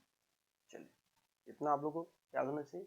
नेक्स्ट यहाँ से आते हैं हम लोग अस्मरणीय तत्व, ये आप लोग के लिए इंपॉर्टेंट हो जाएगा क्योंकि इससे क्वेश्चन बनते हैं कभी, ठीक है। अच्छा चीज क्वेश्चन होता है यहाँ पे, इसको एक बार हम लोग रफली देखते हैं, ऑब्जेक्टिव जितने पढ़े हैं उसमें से। तो केंद्र सरकार ने किसान के गन्ने का चीनी मूल्य में विक्रय करने का नया मूल्य अगस्त 2021 में क्या निर्धारित किया है, 290 रुपया। केंद्र सरकार ने असंगठित क्षेत्रों के श्रमिकों के लिए 26 अगस्त 2021 को कौन सा ई पोर्टल जारी किया, तो श्रम पोर्टल। नेक्स्ट आते हैं, प्रधानमंत्री नरेंद्र मोदी ने 10 अगस्त 2021 को उत्तर प्रदेश के महोबा से वीडियो कॉन्फ्रेंसिंग के द्वारा महिलाओं के लिए किस योजना की शुरुआत किया, उज्ज्वला 0.2, सबके बारे में बताएं। देखिए उत्तर प्रदेश के पहले आयुष विश्वविद्यालय की स्थापना की जा रही है गोरखपुर में, याद रखिएगा। प्रधानमंत्री नरेंद्र मोदी ने 14 अगस्त को प्रत्येक वर्ष किस रूप में मनाने का निर्णय लिया है, विभाजन विभेद का स्मृति दिवस। प्रधानमंत्री नरेंद्र मोदी ने 75वें स्वतंत्रता दिवस 15 अगस्त 2021 को रोजगार दिलाने वाली किस बड़ी योजना की शुरुआत किया, प्रधानमंत्री गति शक्ति योजना, सब बताए हैं। 100 लाख करोड़ की यह योजना है। संसद द्वारा अगस्त 2021 में पारित 127वें संविधान संशोधन विधेयक किस वर्ग के आरक्षण के लिए लाया गया है, तो सामाजिक और शैक्षणिक पिछड़ा आयोग वर्ग। 13 अगस्त 2021 को प्रधानमंत्री नरेंद्र मोदी द्वारा घोषित राष्ट्रीय ऑटोमोबाइल स्क्रैपेज नीति के अंतर्गत निजी यात्री वाहन कितने वर्ष के बाद सड़क पर नहीं चलेंगे, 20, और सार्वजनिक और पब्लिक वाला मतलब सरकारी 15। नेक्स्ट आते हैं, आवासीय और शहरी मामलों के मंत्रालय ने शहरी स्वयं सहायता समूह के उत्पादनों की बिक्री के लिए कौन सा एक बॉन्ड और लोगो जारी किया है, सोनचिड़िया, इंपॉर्टेंट है, याद रखिएगा, ठीक। नेक्स्ट आते हैं, भारत की 4 आंध्र भूमि को अगस्त 2021 में किस अंतरराष्ट्रीय कन्वेंशन साइट में शामिल किया गया, तो रामसर साइट में, सबके बारे में आप लोग बता दिए, पढ़ लीजिए। वित्त मंत्री निर्मला सीतारमण ने 23 अगस्त 2021 को निजीकरण को बढ़ावा देने के लिए कौन योजना लाई है, तो नेशनल मोनेटाइजेशन पाइपलाइन योजना। नेक्स्ट आते हैं, जिसमें 6 लाख रुपए जुटाने का 6 लाख करोड़ रुपए जुटाने के लक्ष्य रखा गया। भारतीय जीवन बीमा निगम LIC द्वारा एजेंट के लिए कौन सा नया मोबाइल ऐप जारी किया गया, तो आनंदा, याद रखिएगा। नेक्स्ट आते हैं, महाराष्ट्र सरकार ने कोविड-19 के पति की मृत्यु के कारण विधवा हुई महिलाओं को कराने के लिए किस योजना का प्रारंभ किया है, तो मिशन वात्सल्य। नेक्स्ट आते हैं, महाराष्ट्र की इलेक्ट्रॉनिक एवं इंफॉर्मेशन टेक्नोलॉजी मंत्रालय द्वारा नई प्रारंभिक उद्योग को सहायता देने के लिए कौन सी योजना चलाई गई है, तो स्मृति, ठीक है। भारत के इलेक्ट्रॉनिक महाराष्ट्र में, भारत के। नेक्स्ट आते हैं, भारत के जल शक्ति मंत्रालय द्वारा 25 अगस्त 2021 को गाँवों को खुले में स्वच्छ मुक्त करने के लिए 100 दिन के किस अभियान का शुभारंभ किया गया, सुजलाम, याद रखिएगा। अंतर्राष्ट्रीय में आते हैं तो भारत तथा कतर की नौसेना का संयुक्त अभ्यास अगस्त 2021 में किस नाम से हुआ? जैर अल बहर से। नेक्स्ट आते हैं वर्ल्ड इकोनॉमिक फोरम की वार्षिक सस्टेनेबल डेवलपमेंट इम्पैक्ट समिट सितंबर 2021 में क्या होगा? जेनेवा में, स्विट्जरलैंड में। ठीक है, वर्ल्ड इकोनॉमिक फोरम की वार्षिक सस्टेनेबल डेवलपमेंट इम्पैक्ट समिट, याद रखिएगा। नेक्स्ट आते हैं, इसका थीम क्या रहेगा? तो इसका थीम रहेगा equitable, exclusive and sustainable recovery. Bharat Kazakhstan का युद्धाभ्यास हुआ था, कौन सा है? काजीडेक्वेस। नेक्स्ट आते हैं, किस देश ने पहली बार जीवाश्म ईंधन का प्रयोग किए बिना स्टील के निर्माण किया है? तो स्वीडन है, इंपॉर्टेंट है। नेक्स्ट आते हैं, ईसा ने राष्ट्रीय सुरक्षा सलाहकार की पहली मीटिंग भारत की अध्यक्षता में कब संपन्न हुई? डेट नहीं इंपॉर्टेंट है, सब बताइए कि इसके बारे में आप लोग को। हम मीटिंग का थीम क्या था? Democracy for demography and development.